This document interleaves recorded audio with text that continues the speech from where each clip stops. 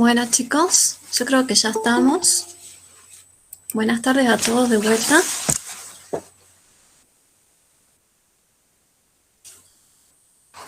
Bueno, hoy vamos a continuar con el tema de calidad. La ingeniera Barbarita les debe haber explicado los conceptos básicos de calidad en la clase pasada, los principios, ¿sí? Y cuestiones, digamos, que son muy generales a lo que es la parte de calidad. Hoy vamos a continuar con la parte de calidad, pero en la parte, digamos, de lo que es la mejora continua.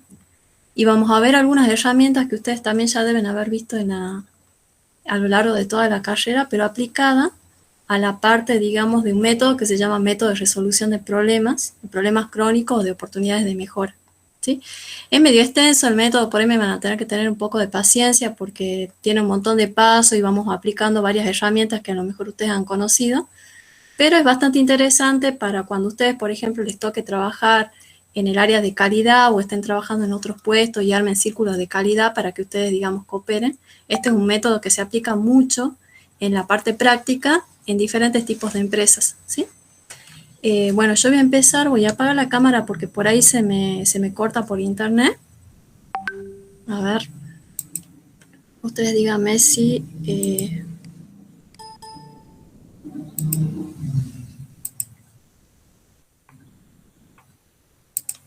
ven mi pantalla. A ver, ahí estoy compartiendo antes que empecemos a grabar. Yo voy a grabar la clase esta y después todo el material, digamos, voy a ir subiéndolo en el Moodle, ¿sí? No sé si ahí ven mi pantalla. Sí, sí se ve la ¿Sí? pantalla. ¿Se ve? Sí, profe. Bueno, entonces empecemos a grabar. Buenas tardes. Son muchos pasos que tenemos que ir siguiendo acá.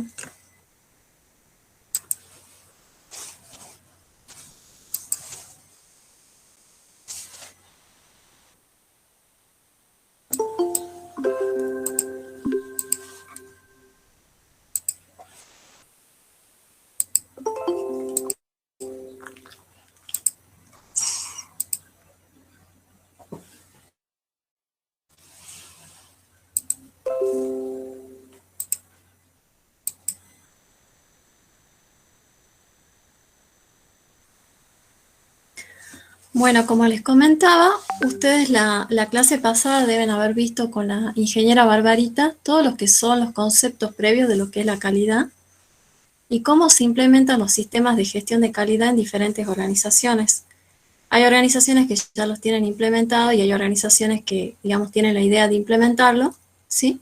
Pero empiezan, digamos, con algunas etapas, digamos, para poder llegar a alguna certificación a futuro, ¿sí? Nosotros hoy vamos a ver la unidad número 2 que se trata de mejora de la calidad, ¿sí? O sea, una vez, digamos, que una organización, digamos, tiene la intención de armar un sistema de gestión de la calidad o ya lo tiene, digamos, implementado, lo que trata de hacer es aplicar lo que se llama la mejora de la calidad, ¿sí? En esta unidad vamos a ver, vuelvo acá, los procesos de mejora continua, lo que es la motivación, el trabajo en equipo y las herramientas de la calidad. Vamos a ver las principales, pero aplicadas a lo que es la mejora continua, ¿sí? A ver, voy a salir un ratito para no sé quién está ingresando.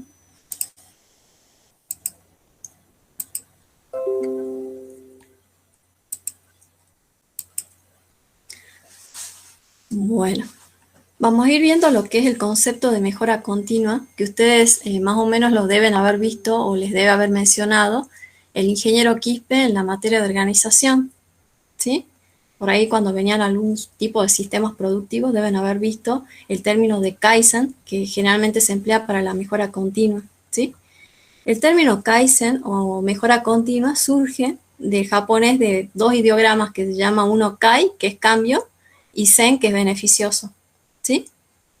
Y bueno, varias organizaciones, digamos, a lo largo del tiempo, las organizaciones modernas, han ido manejando, digamos, tipos de sistemas, pero del tipo tayloriano, con la división del trabajo, donde, digamos, un grupo pequeño, digamos, de personas, que generalmente era la alta dirección, era la que definía y planificaba toda la parte, digamos, del trabajo, de división del trabajo, y el resto era como que tenía que asimilar, digamos, las tareas, digamos, que le tocaba, ¿sí?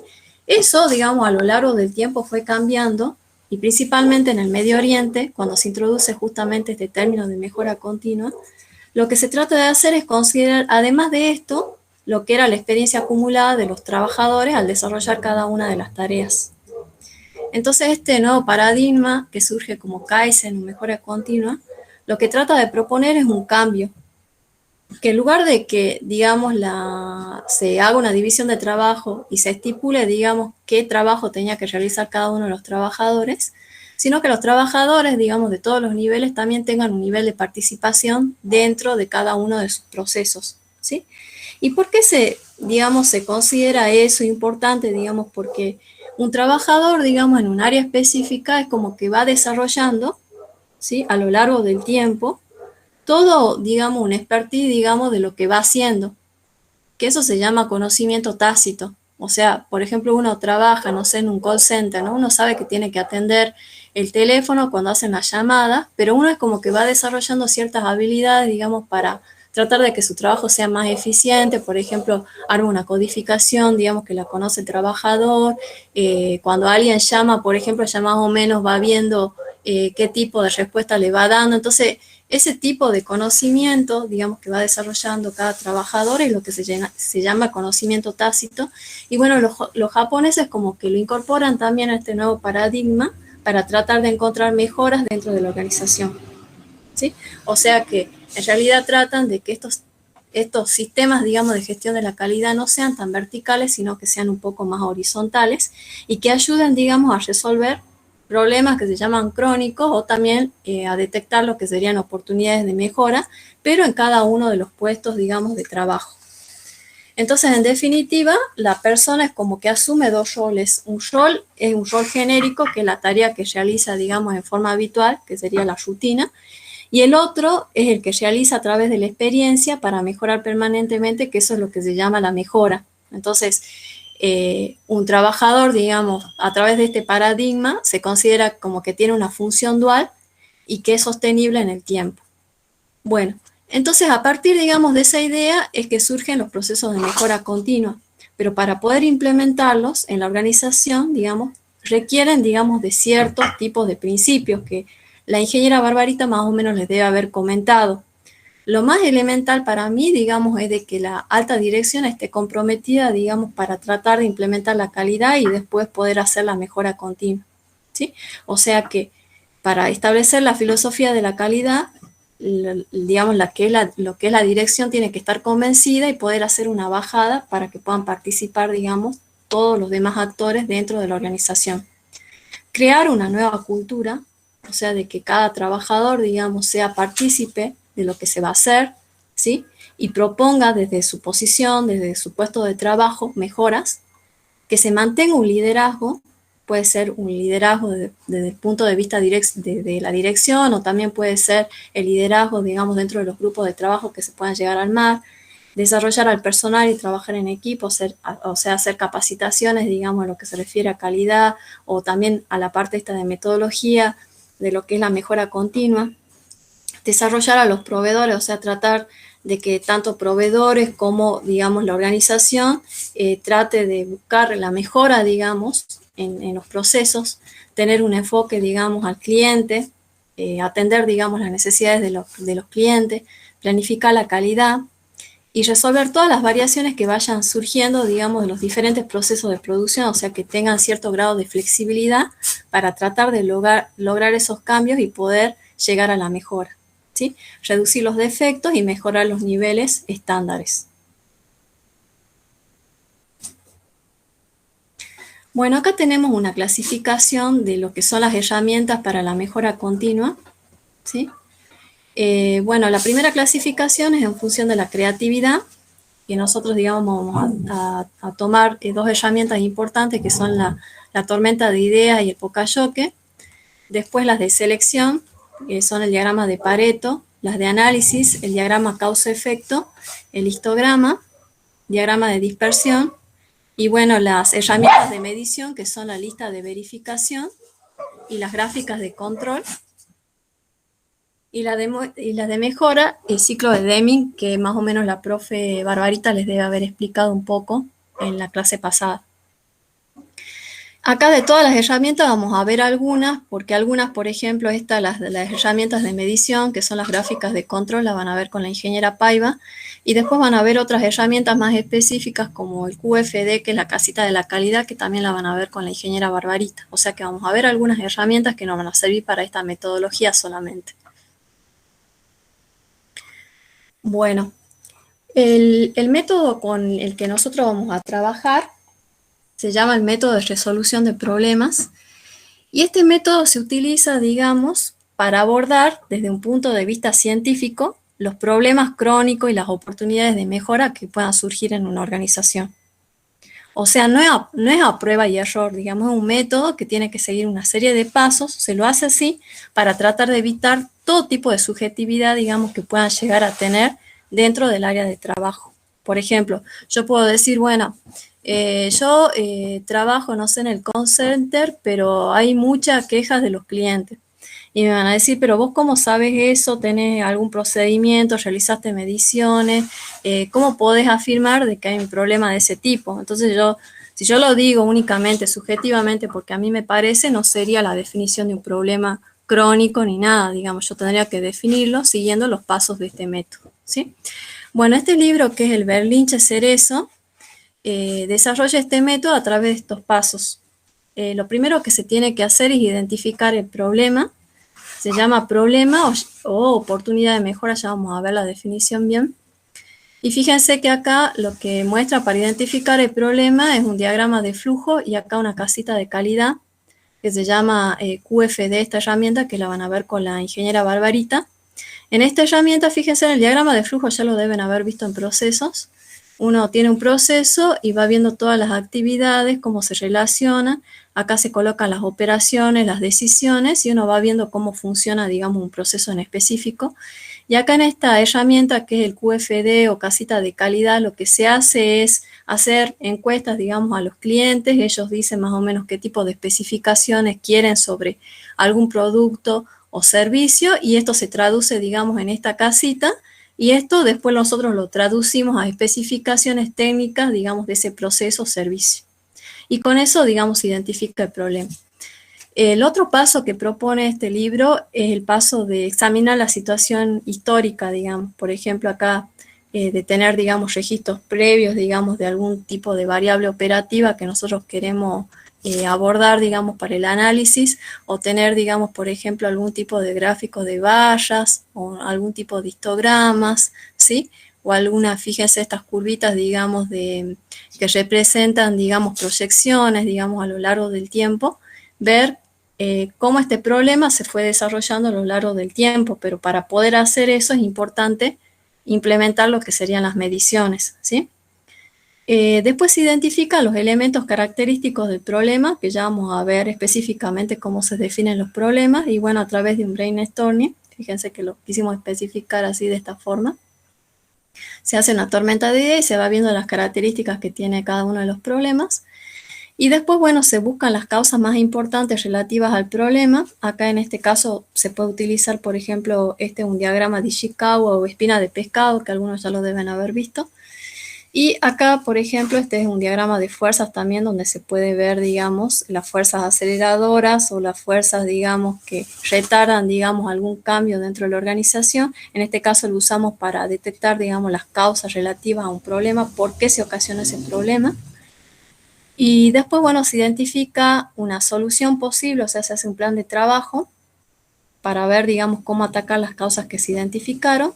Después se lo pone en marcha y después se controlan los resultados a través de lo que serían las hojas de verificación. Estos se llaman diagramas de control, que ustedes ya van a aprender cómo elaborarlos, digamos, y graficarlos con la ingeniera Paiva. Y después acá los diagramas de dispersión, ¿sí? Para ver, digamos, si existe, digamos, algún tipo, digamos, de dispersión de los datos, o si hay algún sesgo hacia un lado o al otro, dependiendo, digamos, que estemos tratando, ¿sí?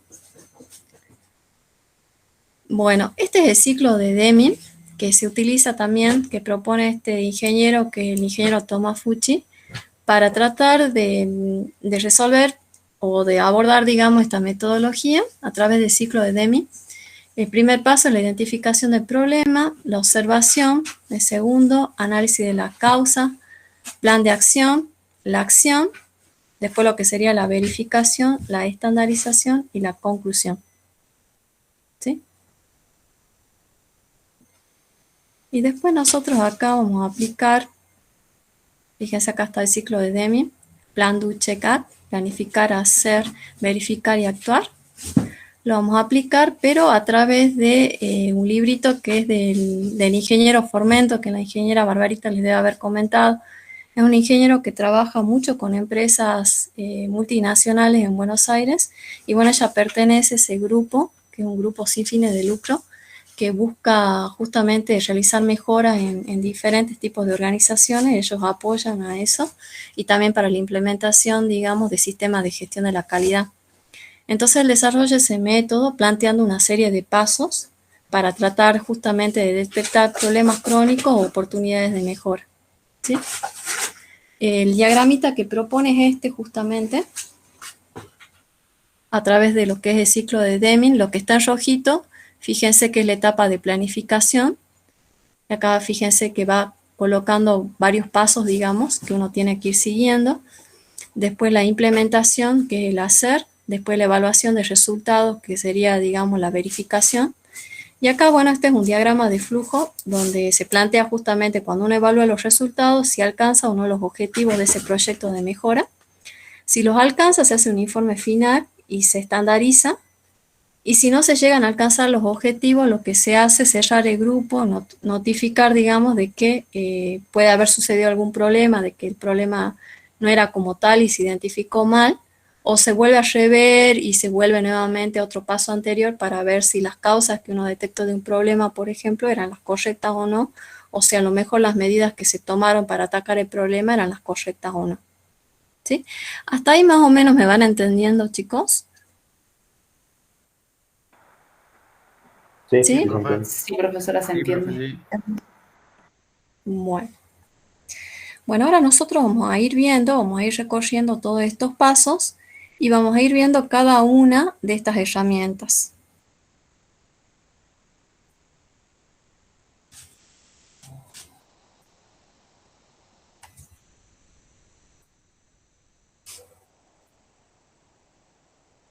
A ver, esperen que acá se me tildó.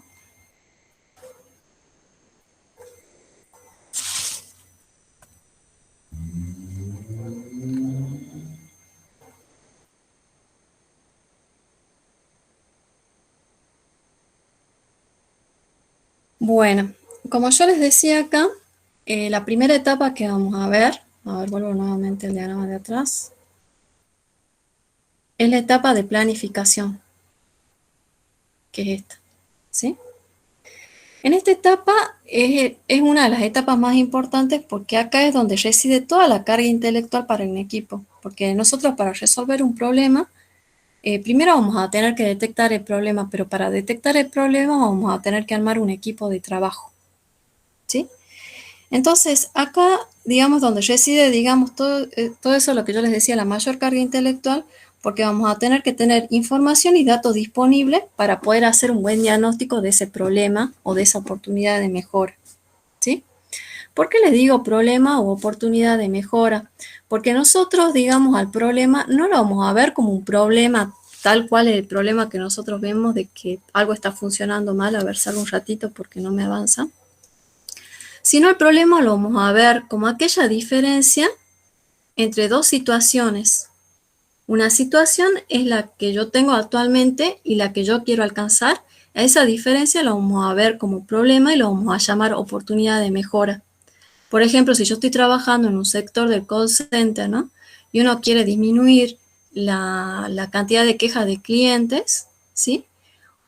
Esas quejas de clientes, digamos, podría llegar a ser, digamos, un potencial problema, y uno diría, bueno, pero puede ser una oportunidad de mejora porque la reduzco un porcentaje de tanto, digamos. En realidad no tengo tantas, pero para mejorar lo reduzco. Entonces sería una oportunidad para mejorar. Puede llegar a ser de que esas quejas de clientes no sean tantas, pero como yo quiero la excelencia, lo disminuyo un porcentaje, y eso podría ser, por ejemplo, un posible tema, digamos, de proyecto, ¿sí? A ver, salgo un ratito porque se me tildó. A ver. Ahí está. Bueno, entonces, para esta etapa, lo que yo les decía, bueno, tenemos que seleccionar, digamos, el tema del proyecto y como yo les decía, o el problema, digamos, y bueno, ese problema, fíjense que nosotros lo vamos a tener que hacer con un equipo, digamos, que tenga experiencia, digamos, sobre esa área que nosotros estamos abordando sobre ese problema, ¿sí? Y también, bueno, se va a tener que presentar que ese equipo, digamos, tenga cierta sinergia grupal, que haya un líder, digamos, un facilitador, digamos, que permita poder armar una discusión para poder detectar el problema, ¿sí? Ese problema que nosotros detectemos tiene que ser un problema que tenga entidad, digamos, que sea importante, ¿sí? Y ese problema uno lo puede detectar a partir de la observación, puede ser a partir de un mapa de proceso o a partir de un torbellino de ideas, o a partir de indicadores operativos, por ejemplo, rendimiento, puede ser consumos, productividad, como yo les decía hace rato, reclamos de clientes, índice de seguridad, reprocesos, desperdicios, ¿sí? Y como les digo ahí en esta parte de acá, tiene que tener importancia. Y además, los miembros del equipo, además, digamos, de conocer cómo se desarrolla el área, también tiene que tener conocimiento de esta metodología para poder aplicarlo.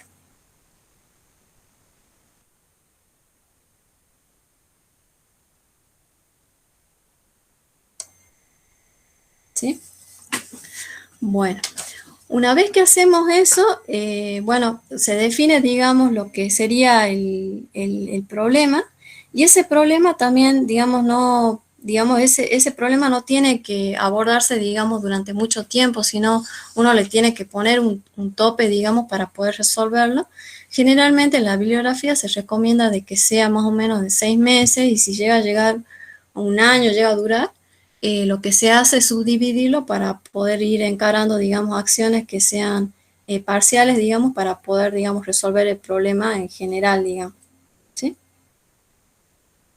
Y bueno, una vez que se define, digamos, ese problema, a través de lo que yo les decía, una tormenta de ideas, que se arma el equipo y se van proponiendo ideas sobre los posibles problemas, también se puede aplicar otra herramienta que es lo que se denomina el mapa de procesos, que es una representación gráfica que nos describe, digamos, el sistema de gestión de la calidad de una organización. Se compone de 3 procesos que son el proceso estratégico, el proceso operativo y el proceso de soporte, ¿sí?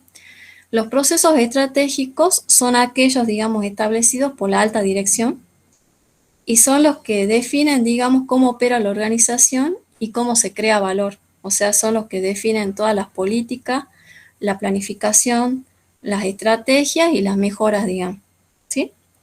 Y después tenemos los otros procesos que son los procesos operativos, que les debe haber explicado también la ingeniera Barbarita, que son aquellos que están vinculados a los bienes producidos o a los servicios que se prestan, porque depende de qué tipo de organización se trate, puede ser una organización de producción o puede ser una organización que brinda un servicio, ¿sí? Entonces, en estas áreas generalmente los procesos operativos son las que, digamos, son las que insumen los mayores recursos porque son las áreas funcionales, ¿sí? Y después tenemos los procesos de apoyo, los procesos de soporte, que son aquellos que sirven de soporte a los procesos claves y a los procesos estratégicos, así como, por ejemplo, el área de recursos humanos, el área de compra, el área de informática. Esos pueden ser ejemplos, digamos, de procesos de soporte o de apoyo. Acá fíjense que tenemos un ejemplito de un mapa de procesos. En la parte superior, fíjense que aparecen los procesos estratégicos, que son la gestión de recursos, la responsabilidad de la dirección, la mejora continua, medición, análisis y mejora. Acá en la parte central aparecen los procesos operativos como las ventas, las compras, la administración de la producción, ¿sí? Y después, bueno, acá aparecen por acá algunos procesos que son de soporte, por ejemplo, el mantenimiento, puede ser el área de recursos humanos, ¿sí? Depende mucho de la organización qué tipo de actividades centrales realiza y cuáles son las actividades que son las complementarias para poder definir, digamos, los procesos de apoyo. Y acá en esta parte, fíjense en la parte izquierda y en la parte derecha aparecen clientes, que son los clientes externos, En esta parte irían los proveedores, digamos, y en esta parte lo que serían los clientes finales. Acá fíjense que los tenemos más diferenciados. En el mapa de procesos pueden aparecer directamente, fíjense, como acciones, cada uno de los procesos. Acá en los procesos estratégicos dice determinación de necesidades del cliente, definición de políticas y objetivos, determinación de satisfacción del cliente, y acá en los operativos, fíjense, planificación de la producción, procedimiento de venta, realización de productos, entrega de productos, postventa de productos, y en los de soporte, fíjense, ensayos de productos en laboratorio y procedimientos del área de recursos humanos.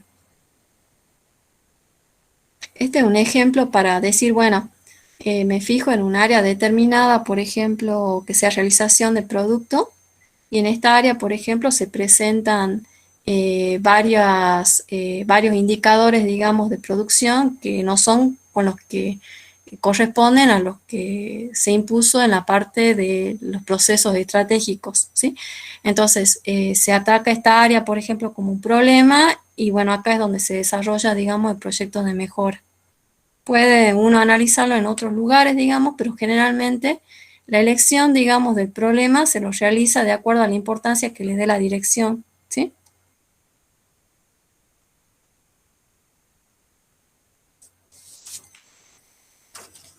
Bueno, acá en esta etapa lo que tenemos que hacer, a ver, vuelvo acá, es la definición del problema, ¿sí? Cuando uno define un problema, yo les decía de que nosotros vemos la definición diferente al problema habitual, que algo anda mal. Porque puede ser de que algo ande mal y se lo defina como un problema crónico que ya viene de hace tiempo, o también se lo puede definir, nosotros lo definimos en calidad, como aquella diferencia entre una situación actual y una situación deseada. Esa diferencia se lo define como problema, que en realidad sería una oportunidad de mejora. Ese problema tiene que estar definido o basado en hechos, pero no en forma subjetiva, ni en ideas, ni en opiniones. Y además tienen que ser observables y medibles, ¿sí? O sea, no puede ser algo que a mí se me ocurrió o algo que yo presiento que es, no.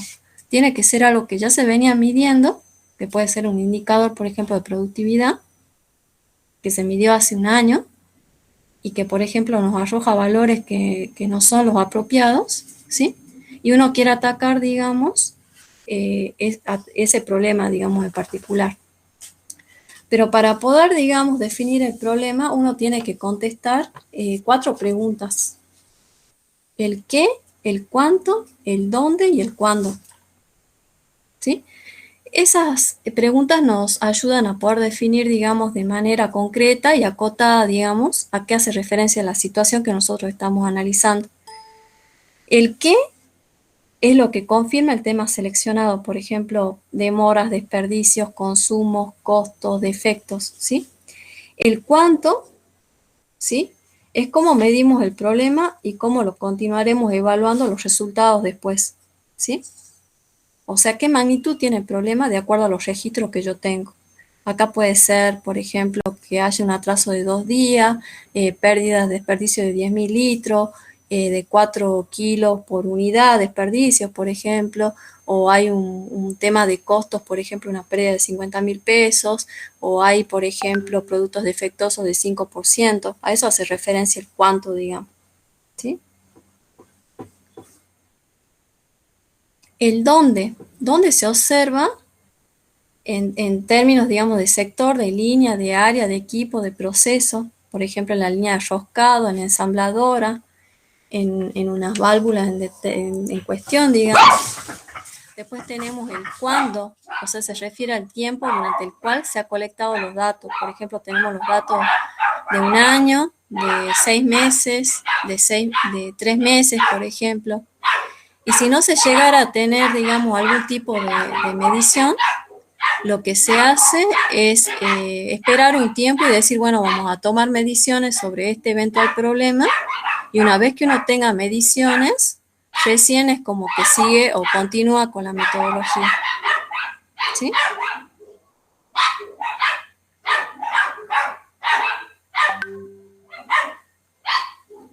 Bueno, acá tenemos un ejemplo de lo que es la definición correcta e incorrecta de un problema. Una definición incorrecta sería retrabajos excesivos, por ejemplo. Y una definición correcta sería retrabajos, ¿qué? Retrabajos, ¿cuánto? El 10%, ¿dónde? En la línea de montaje 2 y cuándo, un promedio último de 6 meses. Cuando uno define el problema, no tiene que incluir ni las causas, ni tampoco las soluciones. ¿Sí? ¿Alguna duda para ver cómo se definen los problemas?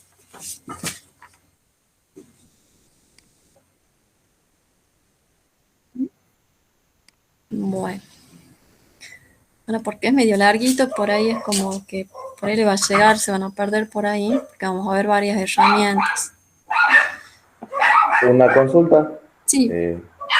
no recuerdo que lo haya nombrado, pero en la conformación de equipo, bueno, sí lo dijo que el equipo tiene que estar integrado por gente que bueno, esté en esa área donde está el problema, digamos. Pero Ajá. también tiene que haber alguien de la parte gerencial, por ejemplo, o sea, de la parte eh, de cargo más alto, o Sí, simplemente sí, esa área, digamos. porque por ahí se arman los equipos de mejora continua, se arman de diferentes áreas, pero por ahí preferentemente se prefiere, digamos, que sean del sector, porque como ellos van a ser la gente involucrada, digamos, para implementar después el plan de acción, es como que la idea es de que surja de ellos el problema, después surja de ellos también cómo solucionarlo, y después también como ellos lo van a implementar, estén involucrados con eso. Por eso es muy importante de que también estén dentro del grupo las personas, digamos, que estén involucradas, digamos, en ese sector donde está el problema. Perfecto, gracias. ¿Sí? Pero como vos bien decís, también pueden estar otras personas involucradas, digamos, dentro del equipo de mejora continua. Porque por ahí capaz que es un sector que capaz que no está dentro, pero que está directamente relacionado, por ejemplo, puede ser producción y almacén. Entonces, por ejemplo, tenemos un problema de producción, pero en el equipo de mejora tenemos también gente de almacén. Entonces, capaz que almacén ve algunas cosas que a lo mejor producción solamente no ve. Entonces por ahí arman esos equipos de diferentes áreas, pero a lo mejor que estén más vinculadas para tratar, digamos, de esclarecer los problemas. ¿Sí? Sí, muchas gracias. Bueno. Y bueno, después tenemos que pasar a la otra etapa de fijación de objetivos. Fíjense que acá nosotros ya identificamos el problema, todavía no vimos cuáles son las causas y cuáles son las soluciones, y ya tenemos que ir definiendo lo que sería el objetivo del proyecto, o sea, el proyecto de mejora. Siempre los objetivos están muy vinculados con la definición de lo que es el problema, por eso es que nosotros tenemos que responder, digamos, esas 4 preguntas, ¿sí? Y bueno, ¿y cómo se fija esos objetivos? ¿Cómo digo, por ejemplo, si el retrabajo es del 10% y que mi objetivo sea, por ejemplo, alcanzar un 5%? Y bueno, los objetivos se los definen de acuerdo a diferentes tipos de criterios. Pueden ser, por ejemplo, por comparaciones, o sea, se hacen benchmarking de empresas, digamos, que realicen actividades similares y donde, por ejemplo, los retrabajos sean del 5%, por ejemplo. Entonces uno toma como referencia ese tipo de empresas, digamos, que realiza ese tipo de retrabajo y lo coloca como un objetivo para lograr, digamos. También pueden ser, qué sé yo, puede ser una empresa de bebidas que tienen varias plantas en diferentes lugares y en otras plantas que pertenecen, digamos, a la misma empresa, están haciendo retrabajos de 5%, entonces yo lo tomo como referencia y como objetivo a lograr, porque estoy tomando como al mejor, digamos, que está logrando eso, y yo lo estoy tomando como referencia, ¿sí? Después otro puede ser por registros previos, o sea, yo vine manejando los registros de esa área y yo llegué, por ejemplo, a un retrabajo del 2%. O sea que yo puedo lograr ese objetivo, lo logré en otras circunstancias y ahora lo tomo como referencia, por ejemplo. Y otra puede ser de que yo no tenga referencia, o sea, que no tenga con quién comparar, ni tampoco tenga registros previos. Entonces, en ese caso, uno es como que acude a la experiencia de grupo de trabajo y más o menos fija como un límite inferior o superior, digamos, o define ahí un valor medio para tratar de lograr ese objetivo. Y otra también puede ser de que el objetivo lo defina la alta dirección a través de un plan estratégico que diga, bueno, nosotros queremos lograr retrabajos, pero hasta el 5%, hasta el 3%, y ese sea, digamos, la definición del objetivo que uno quiere lograr. ¿Sí? Esas serían, digamos, las vías para poder determinar el valor deseado del objetivo, ¿sí? Bueno, entonces acá, para este ejemplo, un objetivo posible podría ser este, por ejemplo, reducir a un máximo de 5% el nivel de retrabajos en la línea de montaje 2, de acuerdo a los criterios que yo les fui mencionando. Acuérdense, comparaciones, puede ser registros previos, los objetivos sin referencias, y uno acude a la experiencia, digamos, de los que conforman el equipo, o puede ser también basado en un plan estratégico de la alta dirección. ¿Sí? ¿Hasta ahí entienden cómo definir los objetivos? Sí, profe. Tengo ¿Sí? una pregunta, es Sí. medio simple nomás. Cuando usted habla de comparaciones con otras organizaciones, ¿qué tan fácil es acceder a datos de otra organización o cómo yo lograría obtener esos datos? Y es mucho más difícil. Por ahí se hacen las comparaciones, pero con plantas de la misma organización, porque vieron que hay una cuestión de confidencialidad. Entonces es mucho más difícil poder acceder, digamos, a valores, digamos, de otra organización, a menos que ellos lo publiquen. Entonces, en ese caso, uno es como que trata de buscar la empresa, digamos, que realice las mismas actividades y que haya logrado los mejores resultados y los toma como referencia. Pero siempre y cuando la empresa lo haya publicado, ¿no? Porque generalmente las empresas son muy celosas en ese sentido para compartir información de ese tipo. ¿Sí? Bien, gracias. Bueno.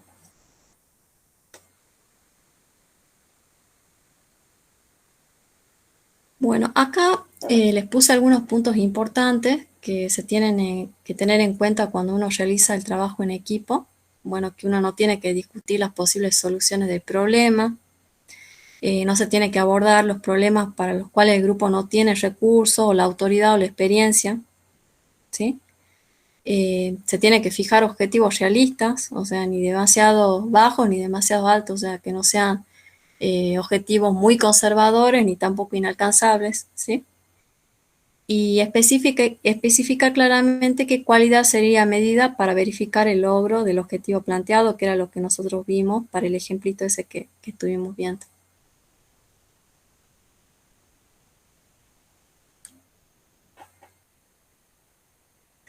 Bueno, ahora vamos a ver una herramienta que es el diagrama de flujo para analizar lo que serían las causas raíces. O sea, yo hasta el momento definí el problema, como yo ya lo definí con las preguntas, ya definí el objetivo de mi proyecto de mejora, y ahora lo que tengo que analizar son las causas raíces, ¿sí? ¿A qué se debe ese problema? A ver, ¿cuáles son las causas o las razones, digamos, de la situación que se presenta? ¿Sí? Y para poder analizar esas causas, nosotros tenemos que hacer el uso de varias herramientas, puede ser de una o podemos ir complementando esas herramientas, ¿sí? Acá esta herramienta que ustedes ya la deben conocer es la herramienta del diagrama de flujo. A ver, espérenme que se me tilda. ¿Sí? Esta ya más o menos la deben haber visto en procesos, ¿que no?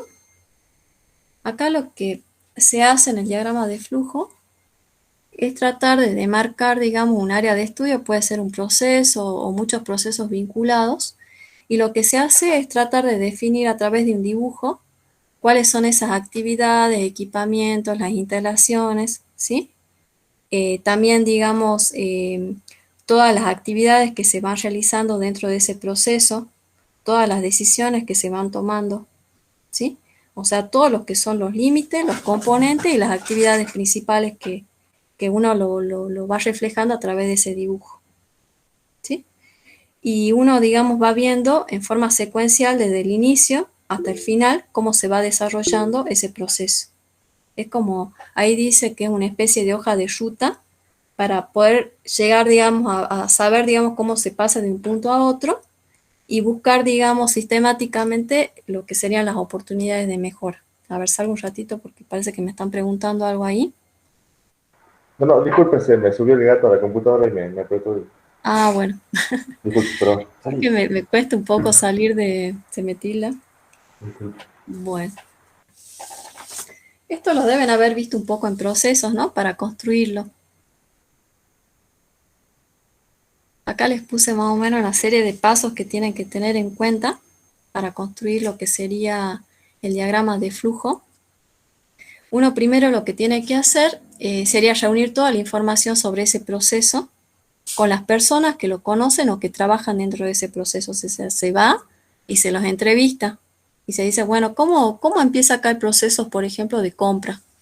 Y bueno, la persona encargada le dirá, bueno, el proceso se inicia cuando hay un pedido externo, digamos, de tales y tales productos. Después, ese pedido pasa a otra área que hace la verificación. Y así ustedes tienen que ir recolectando toda la información relativa a ese proceso. ¿Sí? Una vez que ustedes hacen eso, tienen que hacer un listado de todas esas actividades, pero que incluyan además de las actividades todos los controles, los movimientos, las decisiones, las mediciones que se van realizando, si hay, por ejemplo, reproceso, si hay demora, cómo se actúa en esas situaciones de decisión, ustedes tienen que reflejarlo dentro del diagrama de flujo. ¿Sí? Y bueno, una vez que se hace eso, que ya se estableció lo que es el comienzo y el final del proceso, porque ustedes ya tienen definidas bien las actividades, cómo son los movimientos, los controles, las decisiones y todo lo demás, se dibuja el diagramita con la siguiente codificación. Yo les puse una codificación muy general que se utiliza para armar los diagramas de flujo. Este es el comienzo final. Estas flechitas de acá son las conexiones entre los símbolos. Este circulito, los conectores. Este rectangulito son las actividades principales. Fíjense, estas circunferencias son los controles o inspecciones. Este rombito, los puntos de decisión. El triángulo invertido, almacenamiento. Este simbolito es la demora. Este es el datos, documentación y después los movimientos. ¿Sí? Acá les puse un ejemplo para que ustedes vean. Este es en el caso del pedido, digamos, se pide para, digamos, es un pedido de compra de un producto. Y estos serían, digamos, los pasos, digamos, que se plasman acá. Fíjense, el inicio empieza con recibir un pedido telefónico del cliente. Entonces, ¿qué hace uno? Se revisa la disponibilidad de stock. Es medio parecido cuando uno hace la compra por internet, ¿no? Entra, se fija a ver si hay disponibilidad o no de stock. Si hay stock suficiente, dice, bueno, sí, se define la forma de pago, ¿sí? Se embala el producto, se entrega el producto, cobra la venta y finaliza, digamos, este proceso. Si no hay stock suficiente, nos preguntamos si podemos producirlo, ¿sí?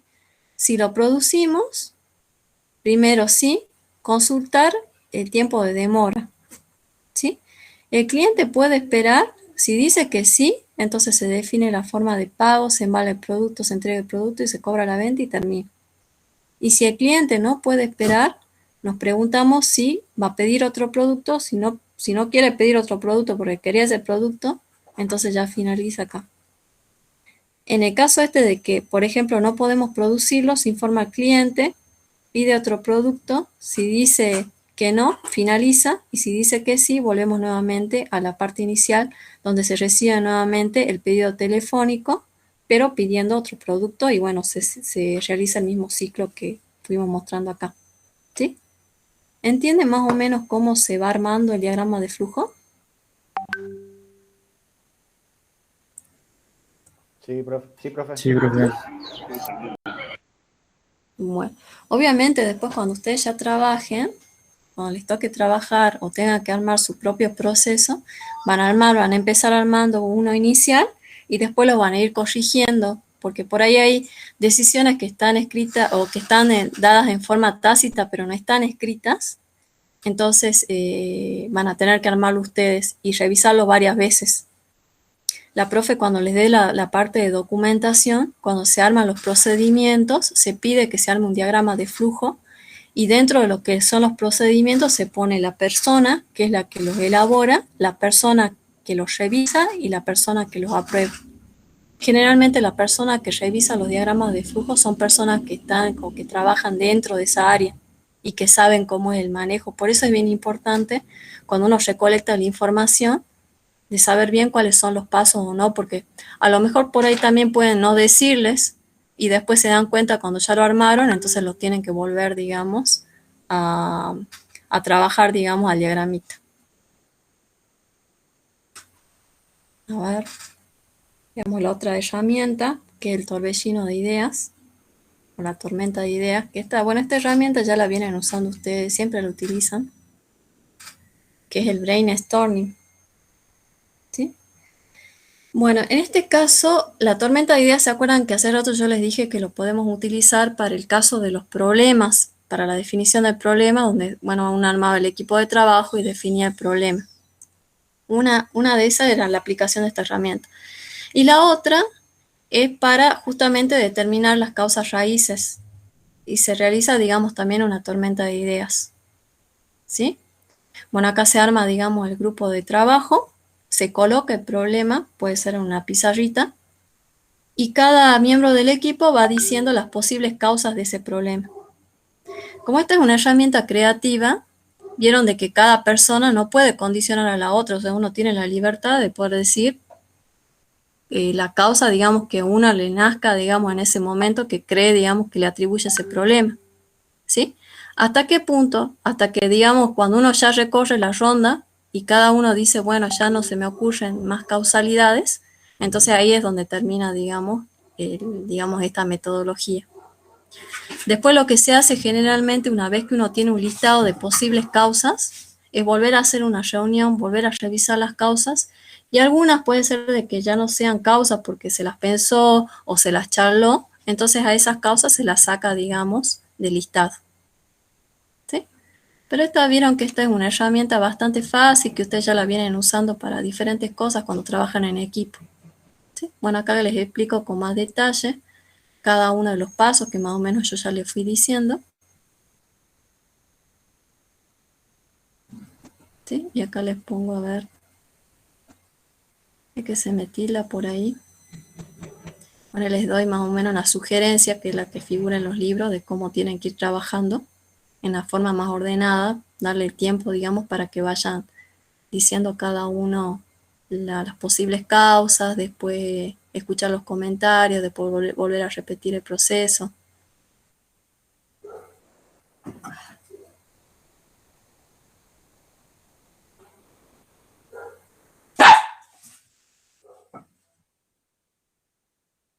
Bueno, acá les marcamos a varios puntos importantes. En este caso, lo que hay que mantener es el eje en las causas y no decir qué tipo de soluciones van a tener, sino decir únicamente las causas.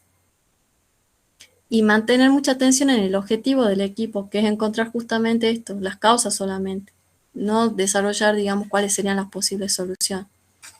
¿Sí? Se debe buscar cantidad y no la calidad, digamos.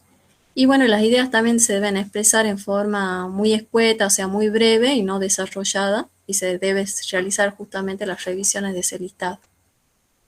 Acá les sugerimos algunas páginas para que vean, pero vieron que esta herramienta es súper fácil para que consulten. Y bueno, después pueden hacer uso también de otra herramienta que está muy relacionada con esta herramienta, que es el diagrama de afinidad. En el diagrama de afinidad, este diagrama fue creado, se llama método de KJ, porque fue creado por el doctor Kawaki Tajiro en el año 80. Y bueno, lo que se hace es tratar de ordenar, digamos, todas las ideas, en este caso serían todas nuestras causas del problema. Los ordenamos, digamos, de acuerdo a ciertas subtemáticas, digamos, ¿sí? O sea, lo que se hace es agruparlos de manera natural de acuerdo a la temática que esté más relacionada. Por ejemplo, si las causas nosotros le atribuimos a la parte humana, puede ser relaciones interpersonales, puede ser comunicación interna.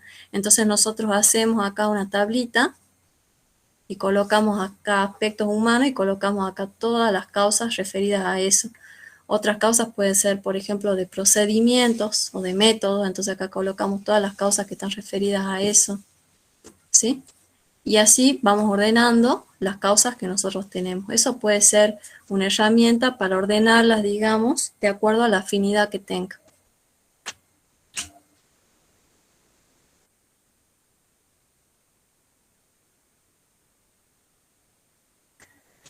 Después tenemos otra herramienta que es el diagrama de causa-efecto, que más o menos yo les fui comentando. ¿Sí? Este diagramita se lo utiliza para analizar lo que serían las causas raíces, porque nosotros hasta el momento lo que tenemos es un listado de causas que fue elaborado, digamos, por un equipo, pero que tiene que ser, digamos, ordenado y después, digamos, tenemos que ver qué nivel de prioridad tiene cada causa, ¿sí? Y muchas veces, digamos, por ahí es como que uno puede citar una causa y ser, digamos, una causa muy general y después encontrar lo que se llama las causas raíces, que son las causas verdaderas que están generando ese problema. Entonces lo que uno hace es aplicar, digamos, este tipo de métodos, ¿sí? Que es el método de lo que se llama el diagrama de espina de pescado, de las 4M o de las 5M, ¿sí? Porque lo que va haciendo es clasificando, digamos, todas estas causas en lo que serían familias o categorías, que era más o menos, vieron que en el diagrama de afinidad como que ya las veníamos ordenando. Bueno, acá el diagrama de causa-efecto es como que les permite, digamos, ir ordenando a través de varias espinitas, digamos, tomando, digamos, una espina que es la troncal del pescado, y después va teniendo subespinas, a ver acá, como les muestro, que son estas, que son máquinas, mano de obra, método de trabajo, medio ambiente, materiales, y uno va ordenando cada una de estas causas en cada una de esas espinitas, ¿sí? Es como que este gráfico representara como un mapa de problema, porque permite ir comprobando, digamos, cómo se va generando el problema, ¿sí? Para diferentes áreas, en este caso, por ejemplo, sería máquina, mano de obra, método de trabajo, medio ambiente, materiales, y es como que uno va clasificando el tipo de causas. ¿Sí? ¿Lo entiende más o menos en la gráfica?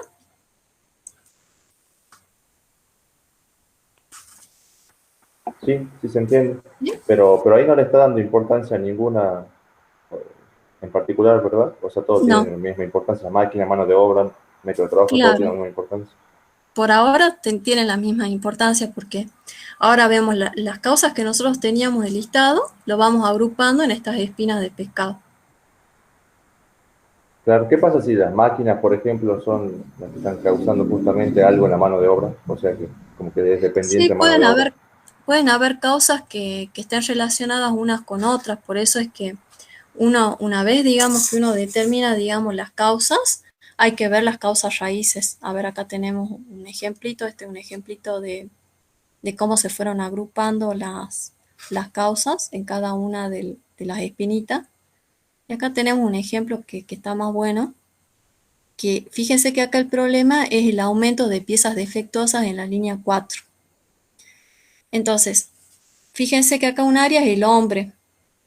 Las causas de ese problema, por ejemplo, son capacitación insuficiente, falta de suplencias en turnos, falta de incentivos por mejora en la producción, otro puede deberse a máquina, mantenimiento inadecuado, no se consiguen los repuestos adecuados, solo reemplazos, sistemas de inspección de línea de falla, y así fíjense para el caso de materiales, para el caso de métodos, el entorno, por ejemplo, puede ser que la gerencia no invierte en mantenimiento preventivo, y fíjense de que estas dos causas están relacionadas porque uno dice, bueno, mantenimiento inadecuado. Entonces ahí es donde uno tiene que determinar la causa raíz porque uno tiene que aplicar el método de los por qué. Uno va preguntando el por qué a la causa. Mantenimiento inadecuado, ¿por qué? Y bueno, porque no hay recursos, porque no se invierte. Entonces ahí fíjense de que se relaciona con esta causa de acá que dice la gerencia no invierte en mantenimiento preventivo. Entonces, de alguna forma, cuando uno va haciendo este análisis, va detectando a través de los por qué, uno lo tendría que aplicar al por qué en cada uno hasta que ya no pueda responder más. Y de ahí volver a hacer un listado de las causas, pero que son las causas raíces de ese problema. ¿Está bien? Sí, sí, sí, ahí se entendió. ¿sí? En este caso, por ejemplo, puede ser el mantenimiento inadecuado. ¿Por qué? Porque la gerencia no invierte en mantenimiento y que está relacionada con este de acá. Entonces, quiere decir que una de las causa raíz, es de que la gerencia no invierte en mantenimiento. ¿Por qué? Y bueno, hay que ver por qué la gerencia no invierte en mantenimiento y así seguir, digamos, la pregunta hasta que ya no se pueda responder más.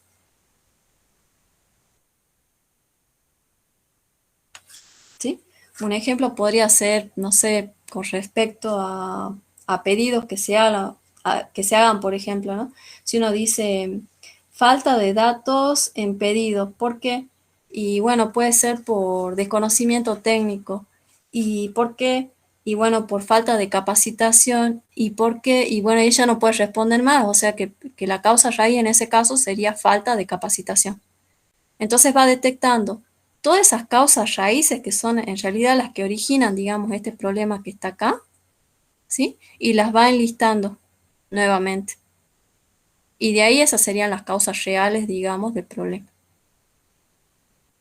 ¿Está bien? ¿Todos entendieron cómo se va haciendo?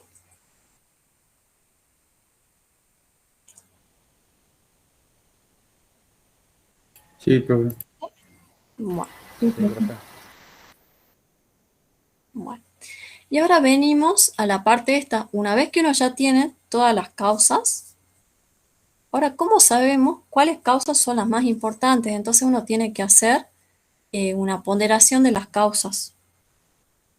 Entonces acá lo que se aplica es justamente este método de ponderación de causas para ver, digamos, porque fíjense de que por ahí a los proyectos no les van a dar todos los recursos para que puedan atacar, digamos, una mejora.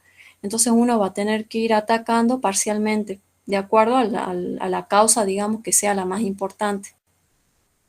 Entonces, bueno, se aplica este método que es el método de ponderación de causas, que este método, digamos, se lo arma en función de lo que son los criterios para medir las causas. Esos criterios se definen en función del objetivo del proyecto de mejora, ¿sí? O sea, yo tengo un objetivo. ¿Se acuerdan que hace rato habíamos visto cuando definíamos el objetivo? Que era disminuir, creo que eran los retrabajos a un 5%, algo así creo que era, en un determinado tiempo en el área tanto. Bueno, de acuerdo a ese objetivo uno va definiendo digamos, los criterios, ¿sí? Para después ponderar las causas en función de esos criterios. Lo que se hace generalmente es definir un criterio que sea el criterio principal y después los otros criterios secundarios. El criterio principal está relacionado a alcanzar el objetivo. Por ejemplo, un criterio principal para el caso nuestro que habíamos visto hace rato era el retrabajo. Entonces el criterio sería retrabajo. A ver, ¿cuál de las causas que yo tengo, por ejemplo, que yo detecté, cuáles son las que producen retrabajos? ¿Sí? Entonces lo que se hace es, primero se definen los criterios, se pondera el principal con 1 a 10 sobre lo que es el objetivo total y después lo que son los criterios secundarios generalmente se les da un peso entre 1 y 5. Eso es lo que se sugiere en la bibliografía, ¿sí? Una vez que uno tiene establecidos lo que serían los criterios, ¿sí? Después se ataca cada una de las causas y se les da un peso con respecto a ese criterio. Y después se hace una suma producto por cada línea horizontal y se determina la ponderación que tienen. A ver, ya vamos a ver acá. Por ejemplo, acá el criterio se dice que es generación de desperdicios, le ponemos un peso de 10. El segundo criterio, que es un criterio secundario, generación de retrabajo, que es 5. El 3 que afecta a la calidad 4 y que afecta a la seguridad 3. ¿Sí? Todo esto el peso se lo da en función del objetivo del proyecto de mejora. Una vez que uno define ese criterio, fíjense acá, colocamos los criterios, desperdicio, retrabajo, calidad, seguridad, y acá colocamos en esta columnita lo que serían las causas. Por ejemplo, acá en este caso sería falta de repuesto, puesta a punto, rutina de distribución, bandeja de alimentación, lector óptico y procedimiento. ¿Sí? Entonces, para el criterio desperdicio, el peso sobre el objetivo total tiene un peso de 10. porque el objetivo del proyecto, ¿sí?, está relacionado con el tema de desperdicio, ¿sí? Y después, con el tema de retrabajo, está relacionado, pero no a un puntaje de 10, digamos, está relacionado, pero de forma secundaria. Por eso es que acá se le pone un peso de 5 con respecto al objetivo general, ¿ven? Calidad está relacionado con respecto al objetivo general con un peso de 4 y seguridad está relacionado pero con un peso de 3, ¿ven? Y una vez que uno hace eso, tiene que ir relacionando cada una de las causas con cada uno de los criterios e ir poniéndole una ponderación que generalmente se sugiere de 1 a 10, pero con respecto a cada uno de los criterios. Por ejemplo, falta de repuestos. ¿Cómo se relaciona con desperdicio? Y bueno, con 1. Puesta a punto, ¿cómo se relaciona con desperdicio? Y bueno, con 1.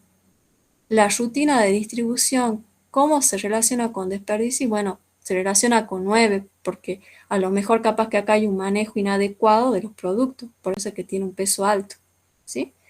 Bandeja de alimentación, y bueno, acá en este caso, con respecto a este criterio, tiene una ponderación de 2.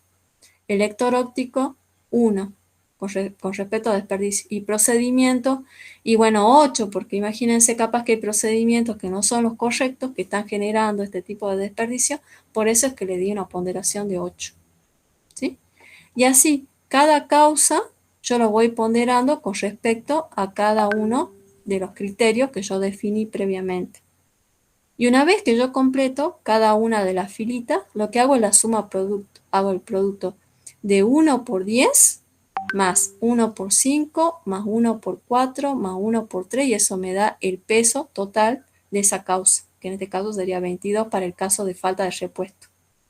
O sea, multiplico la calificación total de ese criterio por el peso, digamos, de criterio por el peso que yo le doy a la causa con respecto a ese criterio.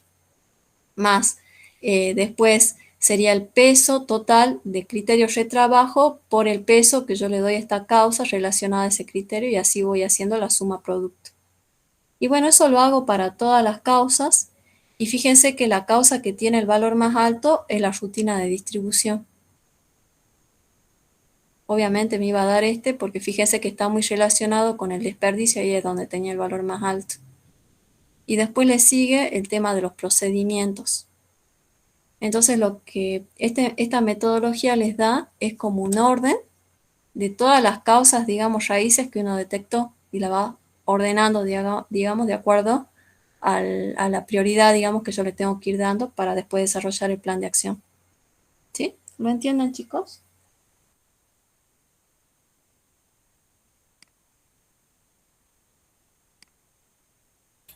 Sí, profe. Después lo que sería interesante, porque uno puede decir, bueno, la causa más importante que yo tengo que atacar es la rutina de distribución, y después la parte de procedimientos, ¿no? Cuando yo ya lo ordeno, a ver, no sé si lo tengo acá ordenado, no. Y después lo que se puede hacer es aplicar un Pareto, ¿sí? Porque uno ya va a tener ordenado, y bueno, ahí me va a determinar efectivamente que esa es la causa que yo tengo que atacar para definir después el plan de acción.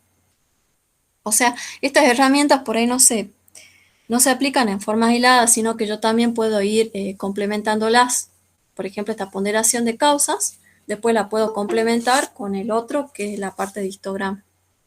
¿Sí? A ver, salgo un ratito para que no sé, compañero.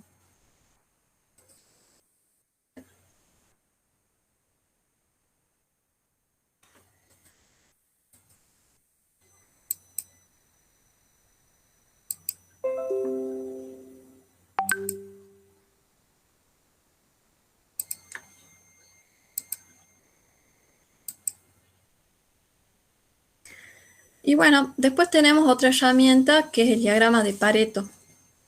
¿Sí? El diagrama de Pareto, como ustedes ya deben haber visto en organización, el diagramita para ver el tema de las curvas ABC, o también para el tema de costos también, ¿no? Cuando uno analiza el tema de los productos. Bueno, el diagrama de Pareto es una representación gráfica de los datos que uno va obteniendo sobre un problema. ¿Sí? que muchas veces ayuda, digamos, a identificar cuáles son los aspectos que uno tiene que priorizar, digamos, para tomar decisiones, ¿sí? Bueno, en este caso, la aplicación de estas reglas se las hace para el tema de las causas y bueno, esto nos va a decir que unas pocas causas, que son el 20%, son las responsables de la mayoría de los efectos, que serían el 80%, ¿no? Si uno lo aplicaría para el caso nuestro, que sería de las causas. Juran le llama a esas causas que representan el 20%, le llaman las causas vitales, que son las que conducen al problema principal. Y las otras causas, que son el 80% restante, le llama las causas triviales. Entonces uno trata de aplicar, digamos, el diagrama de Pareto para tratar de identificar, digamos, cuáles son las causas que representan, digamos, ese 20% que son las que ocasionan, digamos, el 80% de, digamos, en este caso sería de nuestro problema. ¿Está bien? Y bueno, acá tenemos un ejemplito, que esto también ya lo deben haber visto bien cómo graficarlo.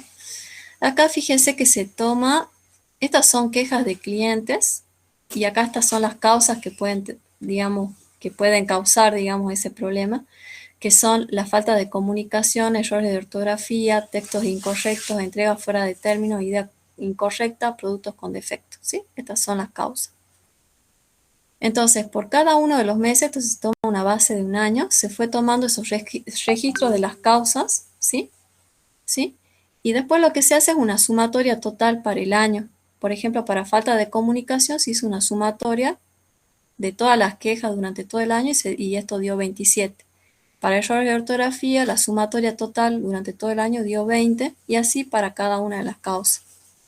Y bueno, el total, fíjense, de quejas que uno tomó como base anual eran 66. Y bueno, acá uno toma los porcentajes parciales, que en este caso sería la falta de comunicación, que representa el 41%, y después se toman los porcentajes acumulados para hacer la gráfica ABC. Y bueno, se ve en este caso que la causa, digamos, que está ocasionando, digamos, este tipo de problemas es la falta de comunicación, porque fíjense que concentra el 41% del problema. ¿Está bien? ¿Está bien, chicos, o no?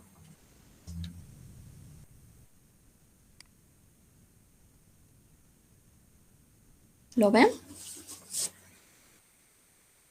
Sí, sí, profe. Sí. Bueno, acá tienen otros ejemplos. Bueno, estos son herramientas que son muy básicas, que ustedes ya las deben haber visto. Y este es el de Pareto, que se acuerdan que vimos en el ejemplo anterior, cuando veíamos el método de ponderación. Bueno, acá fíjense que tomamos el porcentaje parcial relativo al total y después acá el acumulado. Y bueno, después ahí hicimos el Pareto de ese.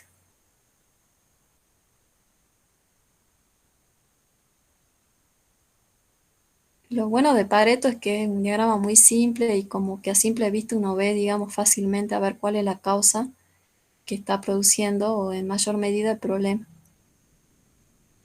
¿Sí? Bueno, una vez digamos que uno ya identificó cuáles son las causas más importantes, lo que tiene que hacer es definir un plan de trabajo. O sea, tiene que decir, digamos, qué tipo de acciones va a tomar para poder atacar esas causas. Pero para hacer ese plan de trabajo, lo que se tiene que hacer en principio es ir viendo qué soluciones le dan a cada una de las causas, ¿sí? O sea, involucrar al personal, porque a lo mejor si no todos están en el equipo, capaz que se tendrían que reunir, digamos, con las áreas que van a estar involucradas para explicarles, digamos, cuáles son las acciones que se proponen para la mejora. ¿Y por qué se hace eso? Porque las personas tienen que estar involucradas porque son ellas las que realizan el trabajo. Si por ejemplo a mí viene, ¿no? Yo vengo trabajando en un área, no sé, en un área de operación, no sé, en etiquetado, por ejemplo, yo le pongo la etiqueta a la botella de cerveza y me vienen y me dicen, bueno, pero para la mejora usted tiene que hacer esto y esto y esto.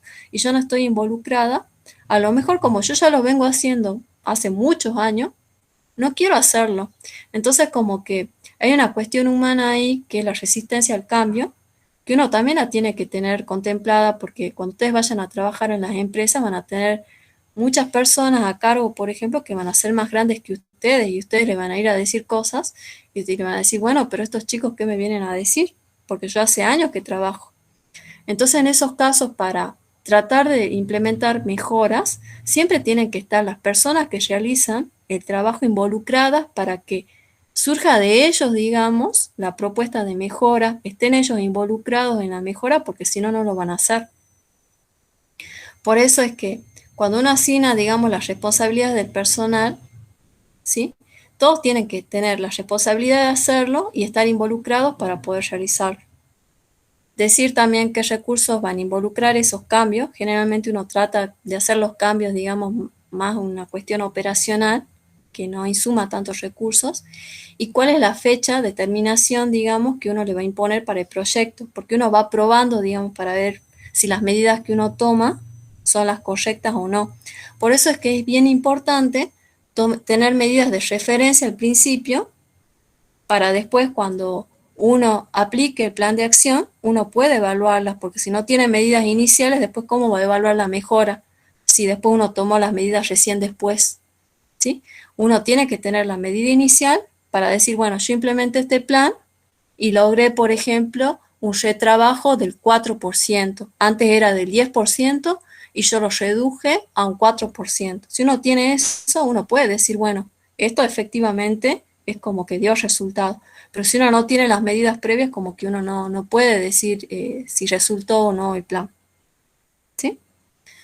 Entonces acá en este caso, bueno, acá a ver, les puse algunas preguntas que se tienen que hacer cuando uno evalúa las acciones. Dice, ¿está la implementación de la solución dentro del área del control del grupo?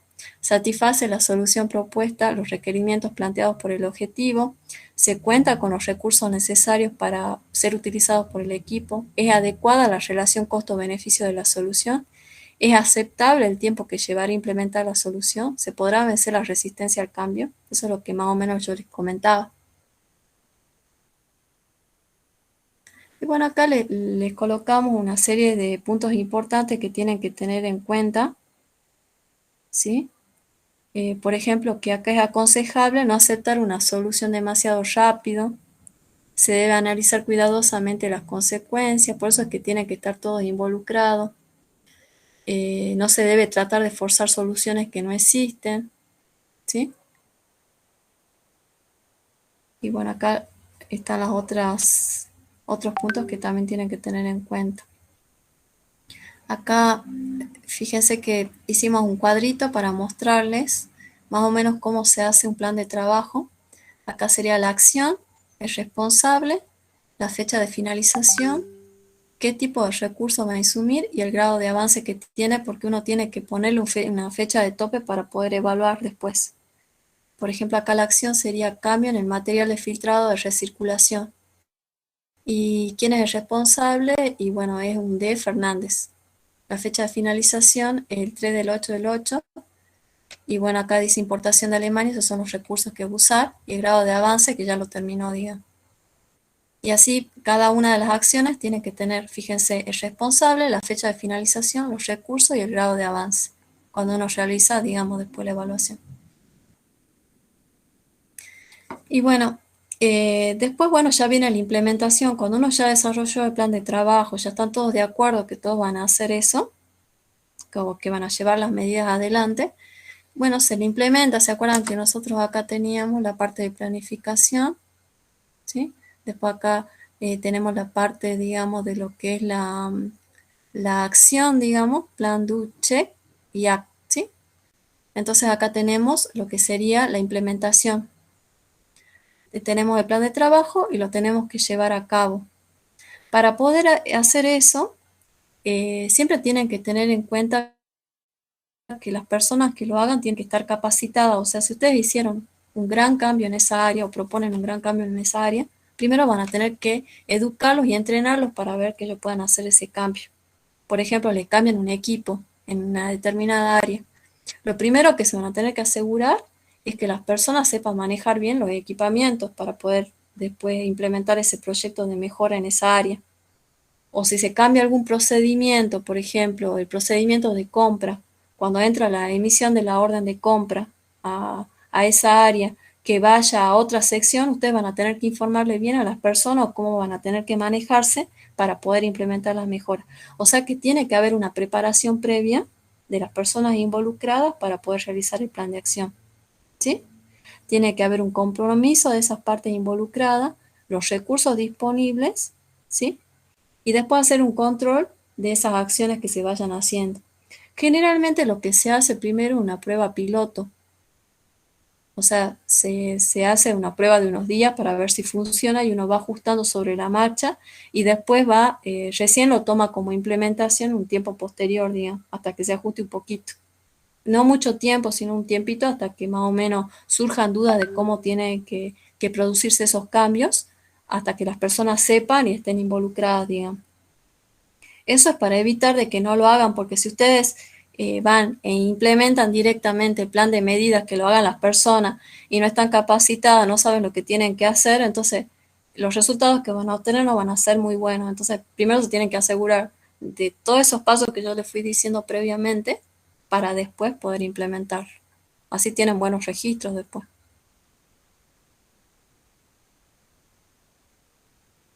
Bueno, acá dice que las estrategias más efectivas suelen ser trabajar con los líderes, generar participación, dar tiempo para la adaptación, capacitar a quienes lo necesiten y fundamentalmente no ignorar la resistencia al cambio, que es lo que yo les comentaba.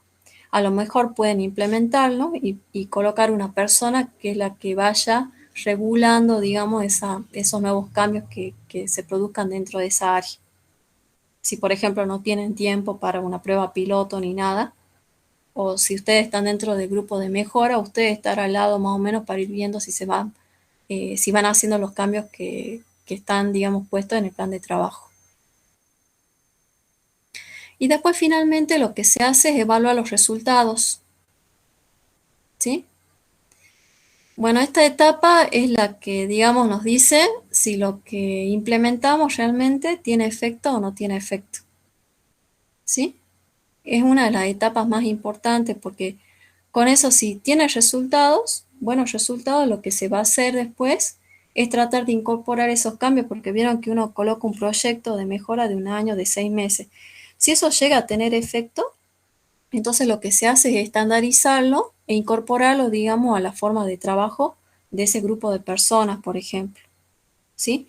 Pero si no llegó a tener efecto, si no se llegó a alcanzar, por ejemplo, uno decía, bueno, eran los retrabajos, por ejemplo, no alcancé 5%, que era mi objetivo, si no llegué a un 6%, entonces tengo que volver nuevamente a analizar si las causas que producían ese problema eran realmente esas o no. O sea, entonces se tiene que volver a reunir el equipo de trabajo para ver si identificó bien las causas o no. O también puede haber habido un problema de implementación, o sea, de que cuando se implementó no se realizaron realmente los cambios como se había planificado, entonces se tenga que volver nuevamente a evaluar, pero con los cambios que se sugieren, digamos, ¿sí? Y también puede suceder en un caso extremo de que se haya identificado mal el problema, de que cuando identificaron el problema, después se dan cuenta que ese realmente no era un problema, que a lo mejor se aplicó mal la metodología o pasó algo dentro, que el problema identificado no era, entonces se cierra el grupo, entonces se va a otro problema para poder abordarlo, digamos, ¿sí? Esas son las cuestiones, digamos, que pueden surgir acá cuando uno evalúa los resultados. Bueno, acá yo les comento más o menos lo que yo ya les dije.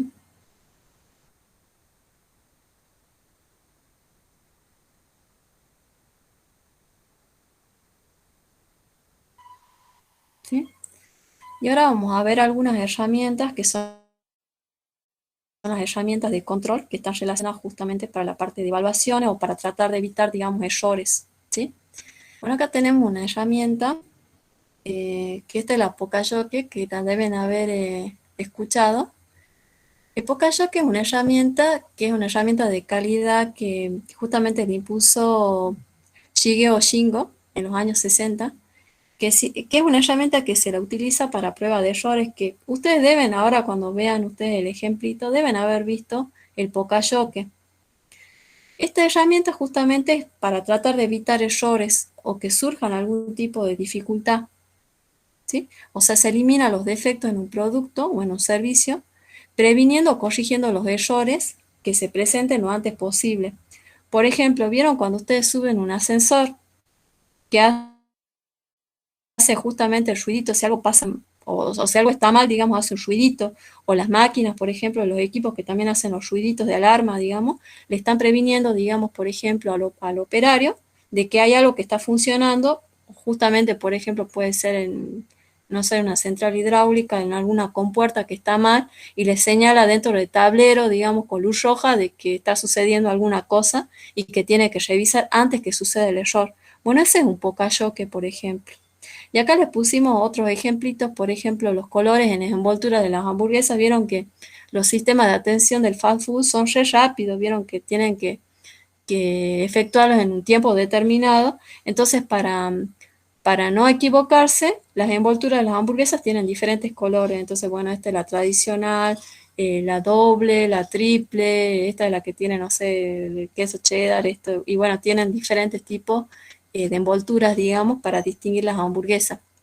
Después, bueno, lo que yo les decía, también pueden ser las alarmas de los cajeros electrónicos. ¿Vieron cuando ustedes dejan la tarjeta puesta ahí y empieza a sonar? Le está avisando de que dejaron su tarjeta, entonces tienen que volver nuevamente para evitar de que se las trague, digamos, las tarjetas, ¿sí? Y esa sería, por ejemplo, algunos ejemplos de choque.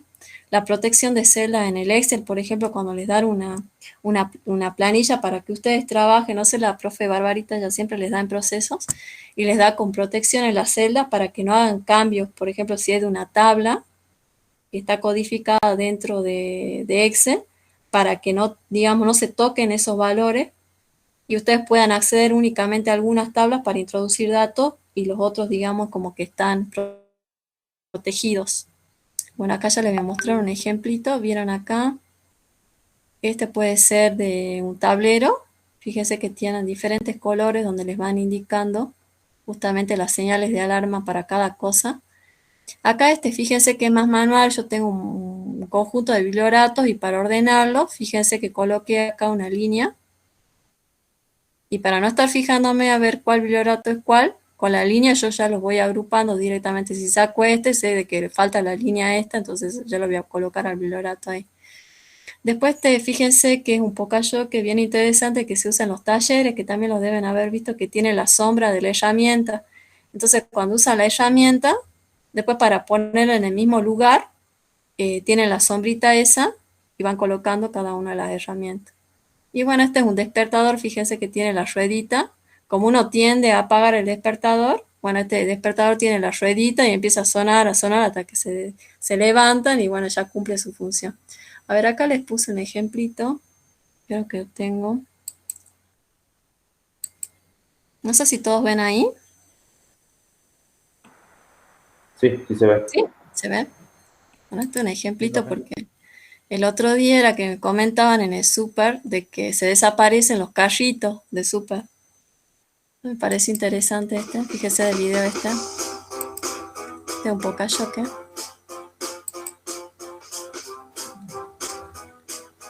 Miren que los carritos los dejan tirados por cualquier lado. Este choque con unas moneditas. Uno saca los carritos y cuando devuelve el carrito, recién le devuelve su monedita, ¿ven? Bueno, eso les ponía de ejemplo porque el otro día me comentaba que justamente tenían ese problema con el tema de que se sacan los carritos y no vuelven. Me parece interesante que lo vean. Bueno, hasta ahí les quedó un poco claro, chicos.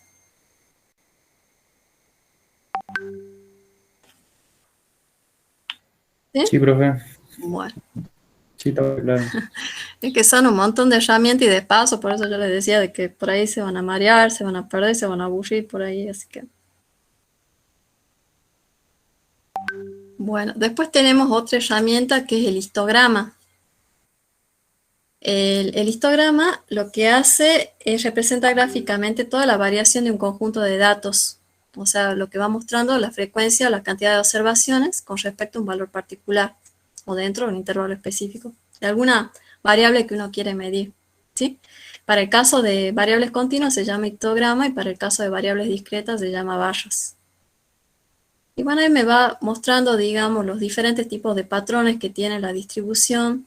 Si hay algún tipo, por ejemplo, de forma en particular, si tiene una forma acampanada, centrada, simétrica o cualquier tipo de desviación. También pueden usar lo que son los patrones bimodales, o sea, analizar más de una variable, ¿sí?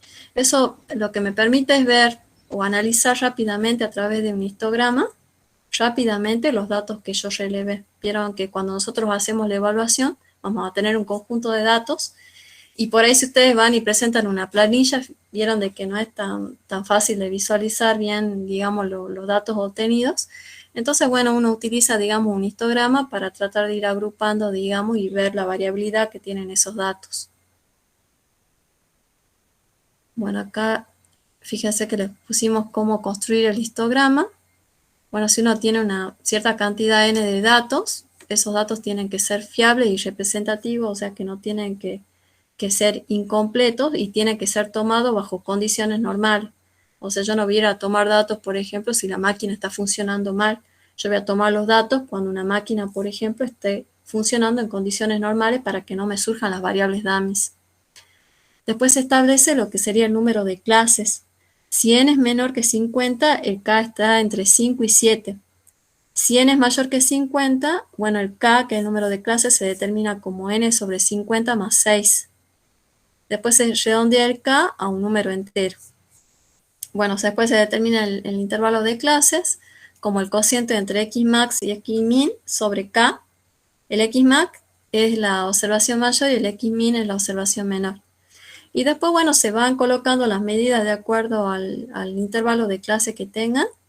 Y bueno, se trazan los ejes. En las ordenadas vieron que aparecen las frecuencias y en las abscisas el nombre de las clases. ¿Qué es esto? Por ejemplo, acá tomamos unas mediciones. Y bueno, estas son las clases. Y estas son las frecuencias de aparición. Bueno, esta tiene como una forma acampanada, digamos. Bueno, acá tenemos otros histogramas de la altura de jugadores de vóley menores de 15 años, por ejemplo, acá. Presión arterial en población de alumnos en este. ¿Sí? Ingresos de auxiliares de la docencia. No depende qué se quiera medir, digamos, entonces uno va adaptando, digamos, estos diagramitas. Y después acá tenemos el gráfico de barras, que lo hace para un porcentaje total por tipos de quejas, que vieron que se puede hacer para variables que sean discretas. Y también fíjense de que acá esto visualmente es como que me arroja que este sería, digamos, el tipo de queja más frecuente, que es la falta de comunicación. ¿Ven? Y en rojo yo veo que son los errores de ortografía en segundo. Y así, es como que gráficamente o visualmente como que me da una mejor información, digamos. Después otra herramienta que tienen para observar los datos es el diagrama de dispersión. El diagrama de dispersión es como que me muestra la representación entre pares de datos para estudiar lo que serían las posibles correlaciones entre esos datos. Si existe una correlación positiva, si existe una correlación negativa, si no hay correlación entre esas variables. Y eso me permite analizar, por ejemplo, si yo creo que una variable es importante, digamos, analizar si está relacionada con otro para poder atacar la otra variable también. Si no tiene nada que ver, entonces analizarlas en forma independiente, ¿sí? Y bueno, acá les pusimos algunos ejemplos, por ejemplo, el consumo de combustible en función de la presión del inflado de los neumáticos para distintos automóviles, la rugosidad de superficie en función de la velocidad de avance en un maquinado de piezas, y bueno, y acá fíjense que la producción de cereal en función de la separación de las hileras en una sembradora, o se analizan dos variables. Acá les quisimos mostrar, este es un gráfico de correlación, de dispersión entre la cantidad de sugerencias con las horas de capacitación, ¿no? Se va viendo si hay correlación o no.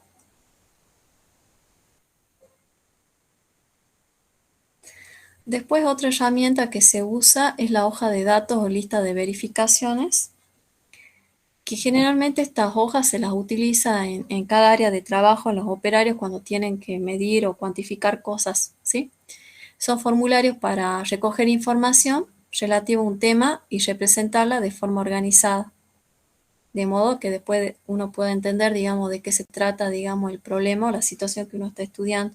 O sea, estas hojas sirven justamente para relevar datos, ¿sí? En el diseño de hoja de datos se debe tener en cuenta los datos que puedan interesar, ¿sí? Determinar el tiempo en el que uno va a recoger esos datos y diseñar un formulario que permita recoger fácilmente los datos y organizar para que se entienda sin ningún tipo de dificultad. Por ejemplo, si ustedes tienen que diseñar una hoja de datos de verificación para un operario, digamos, entonces por ahí capaz que tienen que hacer una hoja que sea de fácil lectura y por ahí si tiene muchas tareas, que sea fácil para que él pueda ir registrando los datos. Generalmente por ahí se recurre a colocar palitos, ¿ven? Para ir registrando los datos. Esto corresponde a una sala de cómputos para observar las computadoras, digamos, si estaban en funcionamiento y las que estaban inactivas. Y van a ir viendo, digamos, acá qué datos le iba arrojando. Acá eran 95 computadoras. Las computadoras en uso eran 55, las computadoras inactivas en reparación son 5, sin trabajo 12, con un operador ausente 10 y la falla en el sistema 3. Y vieron acá, cuando uno hace esta hoja de verificación, lo coloca con palitos para que se vaya recogiendo la información. Esas hojas ustedes las van adaptando, digamos, para el operario, en función de qué datos quieren que se recoja, digamos, pero como les digo, tienen que ser de fácil lectura y también fácil, digamos, para cargar, porque si son hojas muy largas, muy difíciles, como que tampoco eso les complicaría después para poder hacer la recogida de datos y poder evaluar, digamos, el proyecto de mejora. Bueno, después acá tenemos una herramienta que se llama el campo de fuerzas. Esta es una técnica también muy creativa, es como el brainstorming, que también se utiliza para trabajar en equipos. Y acá lo que se hace es, si yo implemente, por ejemplo, un cambio o una mejora potencial, lo que se hace es identificar las fuerzas que se oponen a ese cambio y las fuerzas que favorecen a esos cambios. ¿Para qué se hace eso? ¿Para qué se identifican esas fuerzas?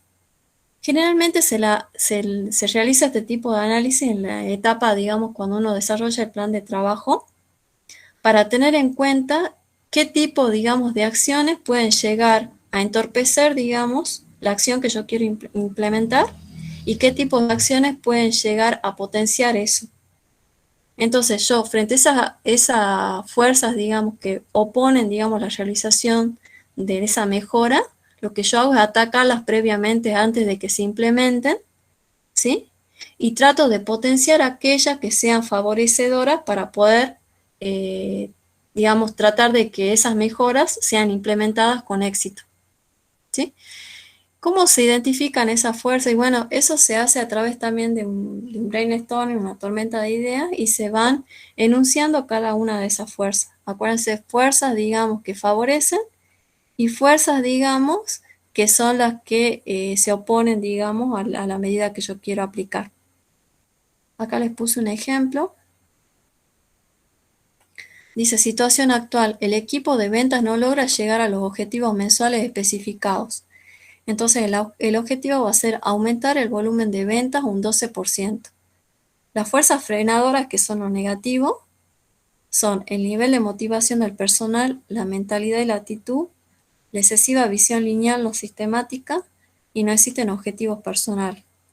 Y las fuerzas aceleradoras, que van a permitir de que yo logre mi objetivo, son la calidad del producto, el nivel de actitud del equipo de ventas y el apoyo de supervisores. ¿Sí? Entonces, ¿qué voy a hacer yo? Como estas son mis fuerzas frenadoras, seguramente yo, antes de implementar mi medida, tendré que, capaz que hablar con la gente de recursos humanos para armar una capacitación para que estas fuerzas frenadoras, digamos, no traten, digamos, de perjudicar a la medida, digamos, que yo quiero implementar. Entonces, acá yo voy a tener que armar un plan de capacitación para tratar de mitigar un poco el nivel de motivación para que no sea negativo, para que tengan una mejor mentalidad y actitud frente al trabajo, mostrarle qué tipo de ventaja le puede dar, por ejemplo, ese tipo de implementación, ¿sí? Y tratar de que estas fuerzas no me frenen, digamos, la implementación de mi medida. Y estas fuerzas, que son las fuerzas aceleradoras, las voy a potenciar. Si yo tengo acá el apoyo de los supervisores, voy a tratar, digamos, de apoyar más a los supervisores para que pueda llevarse adelante la medida, ¿sí? Si tengo un nivel de actitud alto del equipo de venta, también tratar de que eso se conserve con el tiempo. Y bueno, si tengo mi ventaja como la calidad de productos, tratar de conservar eso, de potenciar mi calidad, ¿sí? ¿Entienden cómo desarrollar las fuerzas, el campo de fuerzas?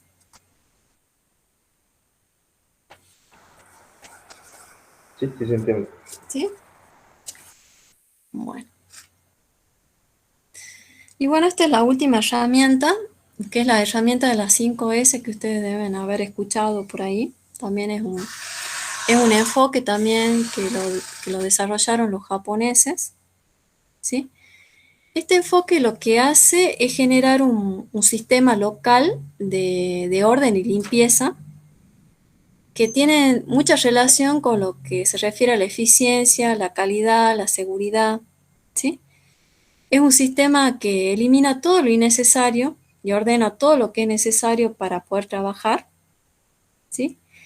Y mantiene y establece como un estado de limpieza que va más allá de lo estético, sino que apunta justamente a tratar de lograr que mis procesos sean más efectivos, más seguros, ¿sí? Y que tengan calidad, digamos. Con este enfoque lo que se trata de lograr es de que el ambiente de trabajo sea lo mejor posible para tratar, digamos, de que ese ambiente de trabajo influya sobre la actitud de las personas. No sé si a ustedes les debe haber pasado cuando ustedes tienen que estudiar y tienen que preparar una materia. ¿Ustedes qué hacen? Bueno, yo cuando era estudiante lo que hacía era ordenar todas mis carpetas y mi pieza. Y decía, bueno, acá colocaba algunos carteles para acordarme cosas. Y eso es como que me facilitaba, digamos, el orden, la limpieza y todo, me facilitaba otro orden en mi cabeza para poder estudiar. Pero si yo tenía todo desordenado, tenía todos los apuntes mezclados, no sabía si había hecho un trabajo práctico, no tenía nada ordenado, es como que después o como que me generaba una actitud negativa para estudiar. No sé si a ustedes les habrá pasado eso. Cuando tienen que estudiar, tratan de ordenar todo o tener su mesita bien ordenada, con lo que tienen que estudiar, sacan lo otro. Bueno, esa técnica es la que emplean los japoneses justamente para tratar de mejorar la productividad dentro de los ambientes de trabajo. ¿Sí? Esto es lo que yo les comentaba.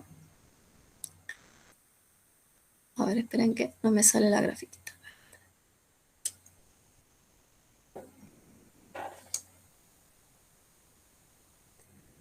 Bueno, a ver, les voy a decir, a ver, no sé, se me borró acá mi grafiquita. Voy a tomar la del año pasado. Les quiero mostrar cada uno de los pasos de las 5 S y les voy explicando.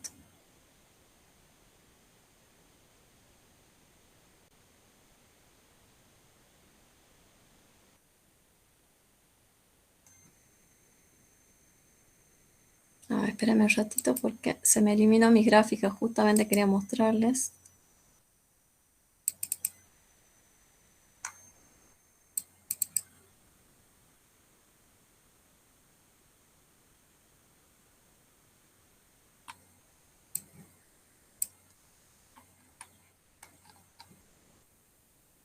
Esto quería mostrarles.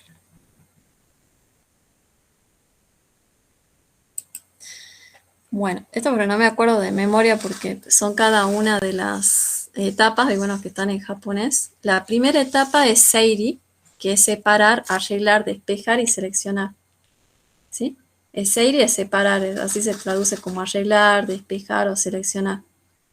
Lo que se hace en esa etapa es distinguir claramente lo que se necesita y lo que no se necesita y se retira.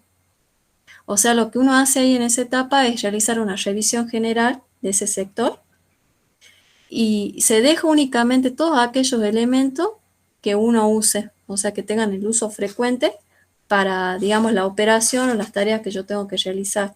Y todo lo demás que yo no uso, lo tengo que separar y colocarlo en otro lugar que no me entorpezca, digamos, mi espacio de trabajo.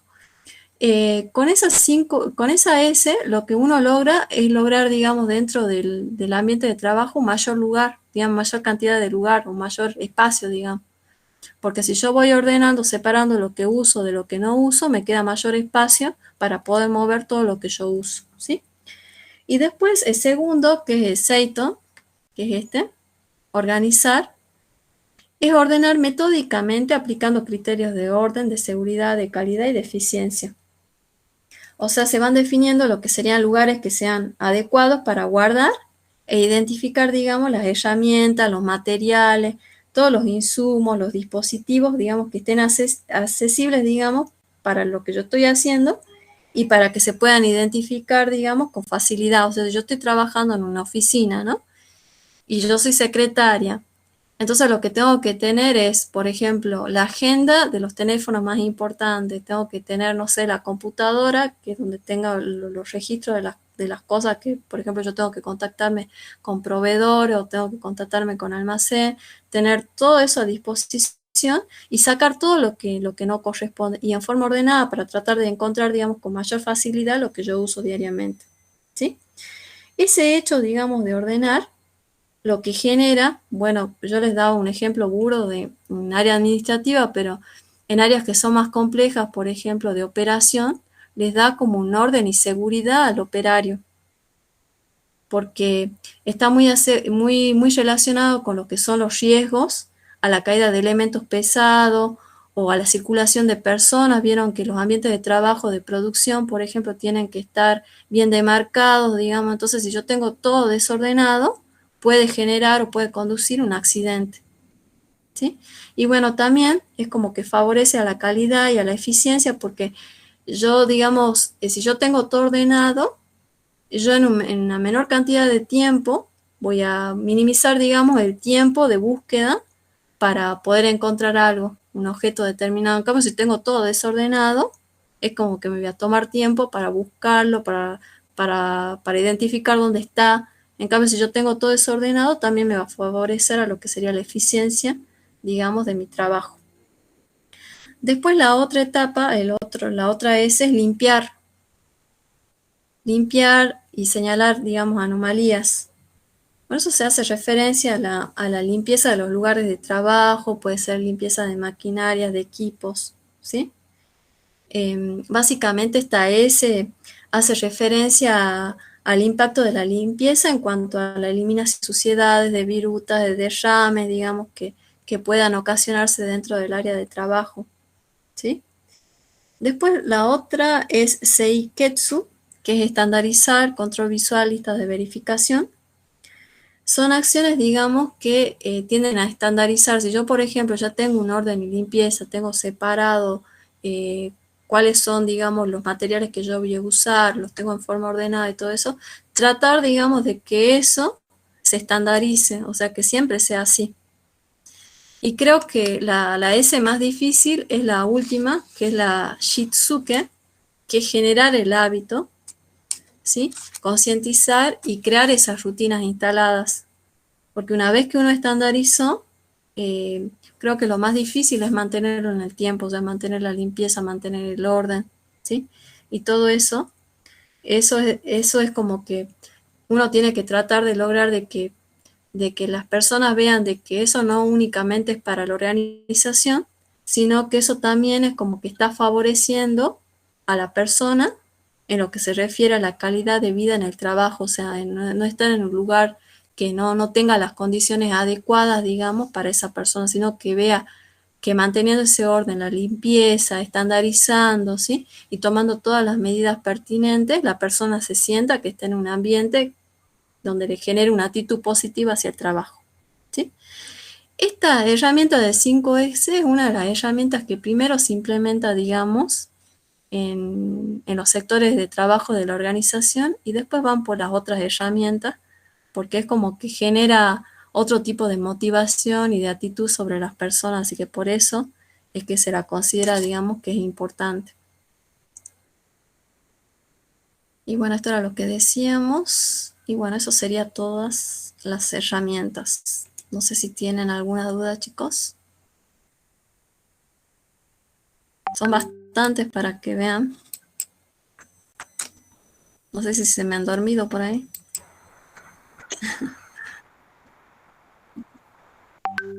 Son un montón, por eso yo les advertí desde el principio, les dije. Pero igual vieron que no son difíciles, lo que pasa es que uno tiene que seguir el método, y bueno, ahí se torna un poco difícil, pero bueno, si uno tiene un orden es como que yo traté de ponerle los puntos importantes y todo eso para que sea un poco más ameno. ¿Sí?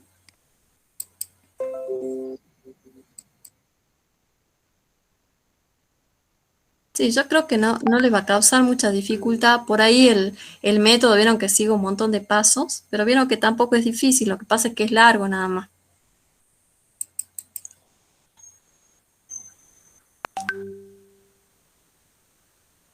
Bueno, acá les quiero mostrar el trabajo práctico número 2, que es el que tienen que hacer ustedes.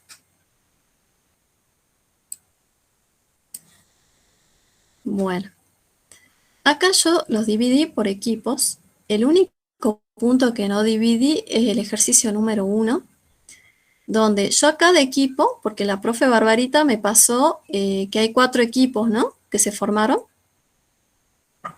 Sí, Sí, profe. hay 4 equipos. Hay 4 equipos. Bueno, para cada equipo yo le asigné un caso real de... Yo lo saqué estos casos de esta organización que yo les decía Sameco.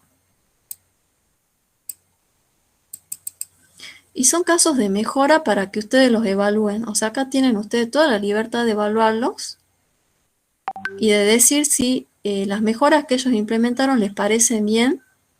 Si ustedes encuentran, digamos, de que el método que, porque ellos abordan justamente este método de resolución de problemas crónicos, si está bien implementado, si ustedes, de acuerdo a los datos que ellos plasman ahí, les parece que no, que faltan cosas, que ustedes, por ejemplo, relevarían otro tipo de datos, bueno, todo ese tipo de cosas, ustedes la van a armar en un video de 20 minutos, o sea, van a leer.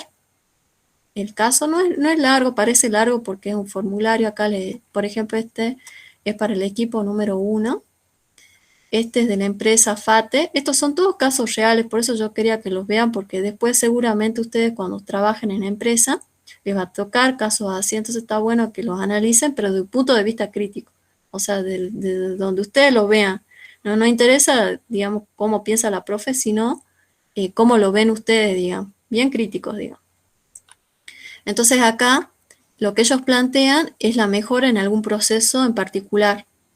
Entonces ustedes analicen la metodología, cómo la aplican, cómo llegan a los resultados, y si ustedes cuestionarían entonces algunas cuestiones en lo que se refiere a la metodología, o si ustedes sugerirían alguna cuestión que les parece importante que no la tuvieron en cuenta para poder realizar el análisis. Fíjense que no es muy largo, lo que es largo es el formulario porque tiene varias casillitas y acá les va explicando el caso, de qué trata el área donde ellos van a realizar las mejoras.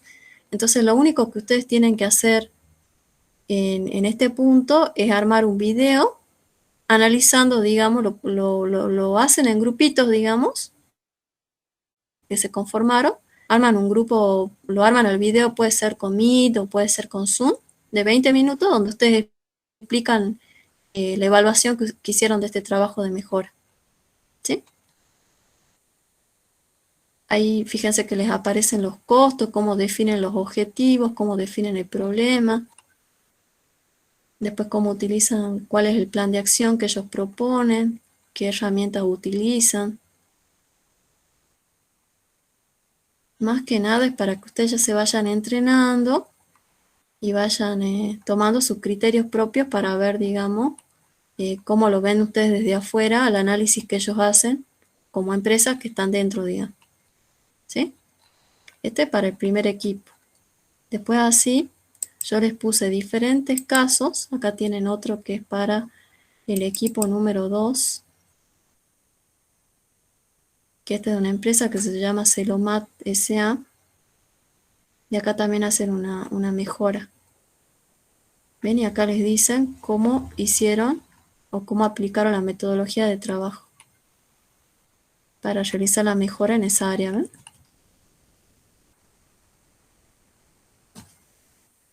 De acá hacen uso de varias herramientas para mostrar, esto yo creo que son los datos iniciales que tienen y cómo detectan el problema. Y después cómo lo encaran el problema, cómo detectan las causas y todo eso. ¿Sí? Bastante interesante para que lo haga. Eso para todos los grupos. Cada grupo va a tener asignado un trabajo diferente que yo ahora subí, digamos, a la plataforma Moodle. ¿Sí? Tiene que hacer un video corto, nomás 20 minutos por grupo.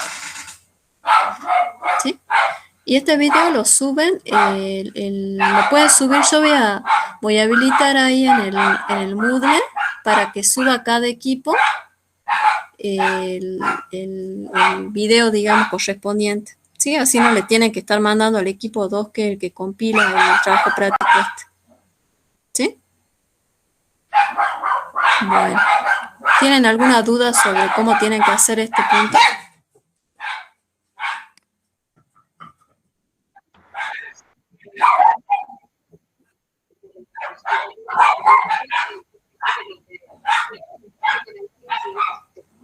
Claro, sí. De acuerdo al método que nosotros vimos de resolución de problemas. Pues, puede ser más si quieren, le puse un promedio, pero si, bueno, tienen 25 o si un poco menos, no hay problema. ¿Sí? Bueno. Y después Profe, los otros, sí, ¿eso es para el jueves que viene, sería? sería para el jueves que viene. A ver, no, porque nosotros la práctica, a ver, ya les digo bien el plazo. Nosotros la práctica la tenemos el día martes, el martes 21. Sería para el 28 la entrega de trabajo práctico y de video. Para que tengan una semana, digamos, porque la práctica ustedes van a exponer estos puntos que yo les voy a decir ahora. El video no lo exponen, digamos, eso lo suben nomás porque si no nos llevaría mucho tiempo. Lo que van a exponer van a ser los puntos restantes, que es la aplicación de las herramientas que vimos nada más. Eso sería el martes. El martes que viene, a ver. Sí, el martes. Ah, no, el martes. ¿Cuándo tenemos clase nosotros? Ah, el 23, ¿no? Porque el martes es el día del estudiante. Sí, profe, el 23. Ya le estaba dando. Ah, bueno. Ya le estaba dando tarea para el día del estudiante. Bueno, sería para el jueves 23. Entonces, acá, esto es lo que ustedes tienen que preparar para el práctico. Y entregan el trabajo práctico el 30, digamos.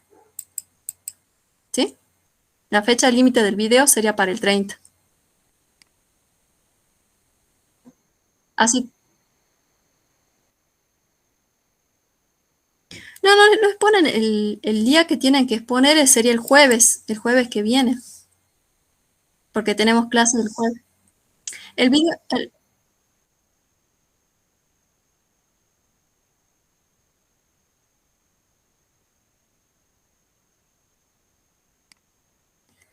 no, creo que ese es a ver, nosotros tenemos asignado, a ver, ya les digo bien porque no me acuerdo bien el cronograma.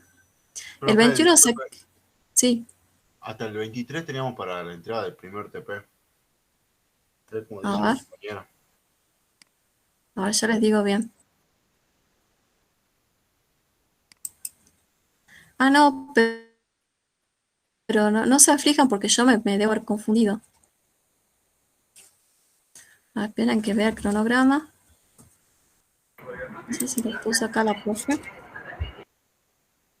El TP siempre se entrega una vez que nosotros hacemos, ustedes van a exponer el TP y de ahí tienen una semana para entregar, para corregir cosas y todo eso. Y bueno, en esa fecha van a entregar el video también.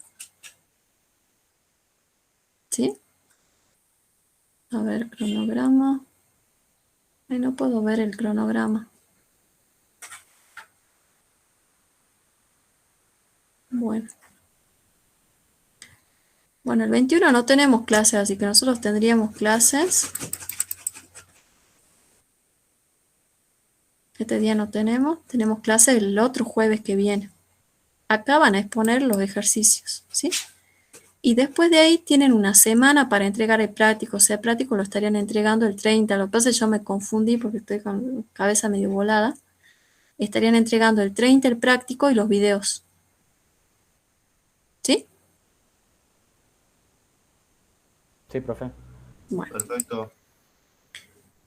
entonces acá yo ya les voy a corregir del práctico la fecha de entrega. Y bueno, después acá tienen los demás problemas, son para que ustedes apliquen las diferentes herramientas. Por ejemplo, aquí es re fácil, tiene que construir acá un histograma de frecuencias con esto, el equipo 2, el equipo 3. Acá tiene que clasificar las causas por grupo o familia y construir el diagrama de Ishikawa. El equipo 4 tiene que construir un Pareto.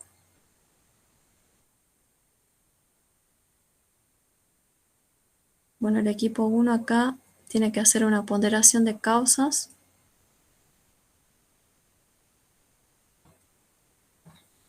En el ejercicio 6, el equipo 3 tiene que hacer un diagrama de dispersión. Y el 7, una hoja de verificación para una situación acá del dueño de un taller mecánico, un análisis de gestión de manera rutinaria, dice. Y después el 8, dice, diseña una hoja de verificación de datos referida a la atención del cliente en un supermercado o en un banco, ese es para el equipo 2. Y después el ejercicio número 9,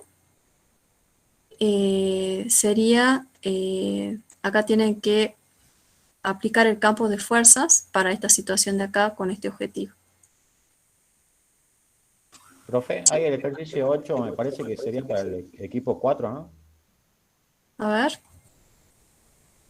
No, acá dice equipo 2, el equipo 4 sería el 9. Ah, bien. ¿Sí? Bueno, y eso sería todo. Entonces, acuérdense, la fecha, ustedes expondrían esto, el práctico este, lo expondrían, digamos, el jueves 23. Y la entrega del trabajo práctico que compile el equipo número 2 sería el 30, y el 30 también entregan los videos. ¿Sí? Ok, profe. Bueno. Listo, profe. Bueno. A ver, acá termina la grabación. Bueno, entonces nos vemos directamente el día jueves. Y bueno, cualquier duda que tengan me mandan un mail. Perfecto. Muchas gracias. Bueno, profe. Bueno, Muchas gracias, profe. Muchas gracias. bueno, nos vemos, chicos, que anden Hasta bien. luego. Hasta luego. Gracias. Chao, Muchas que anden bien. gracias. Buenas Chao, tardes. profe. Chao, buenas tardes.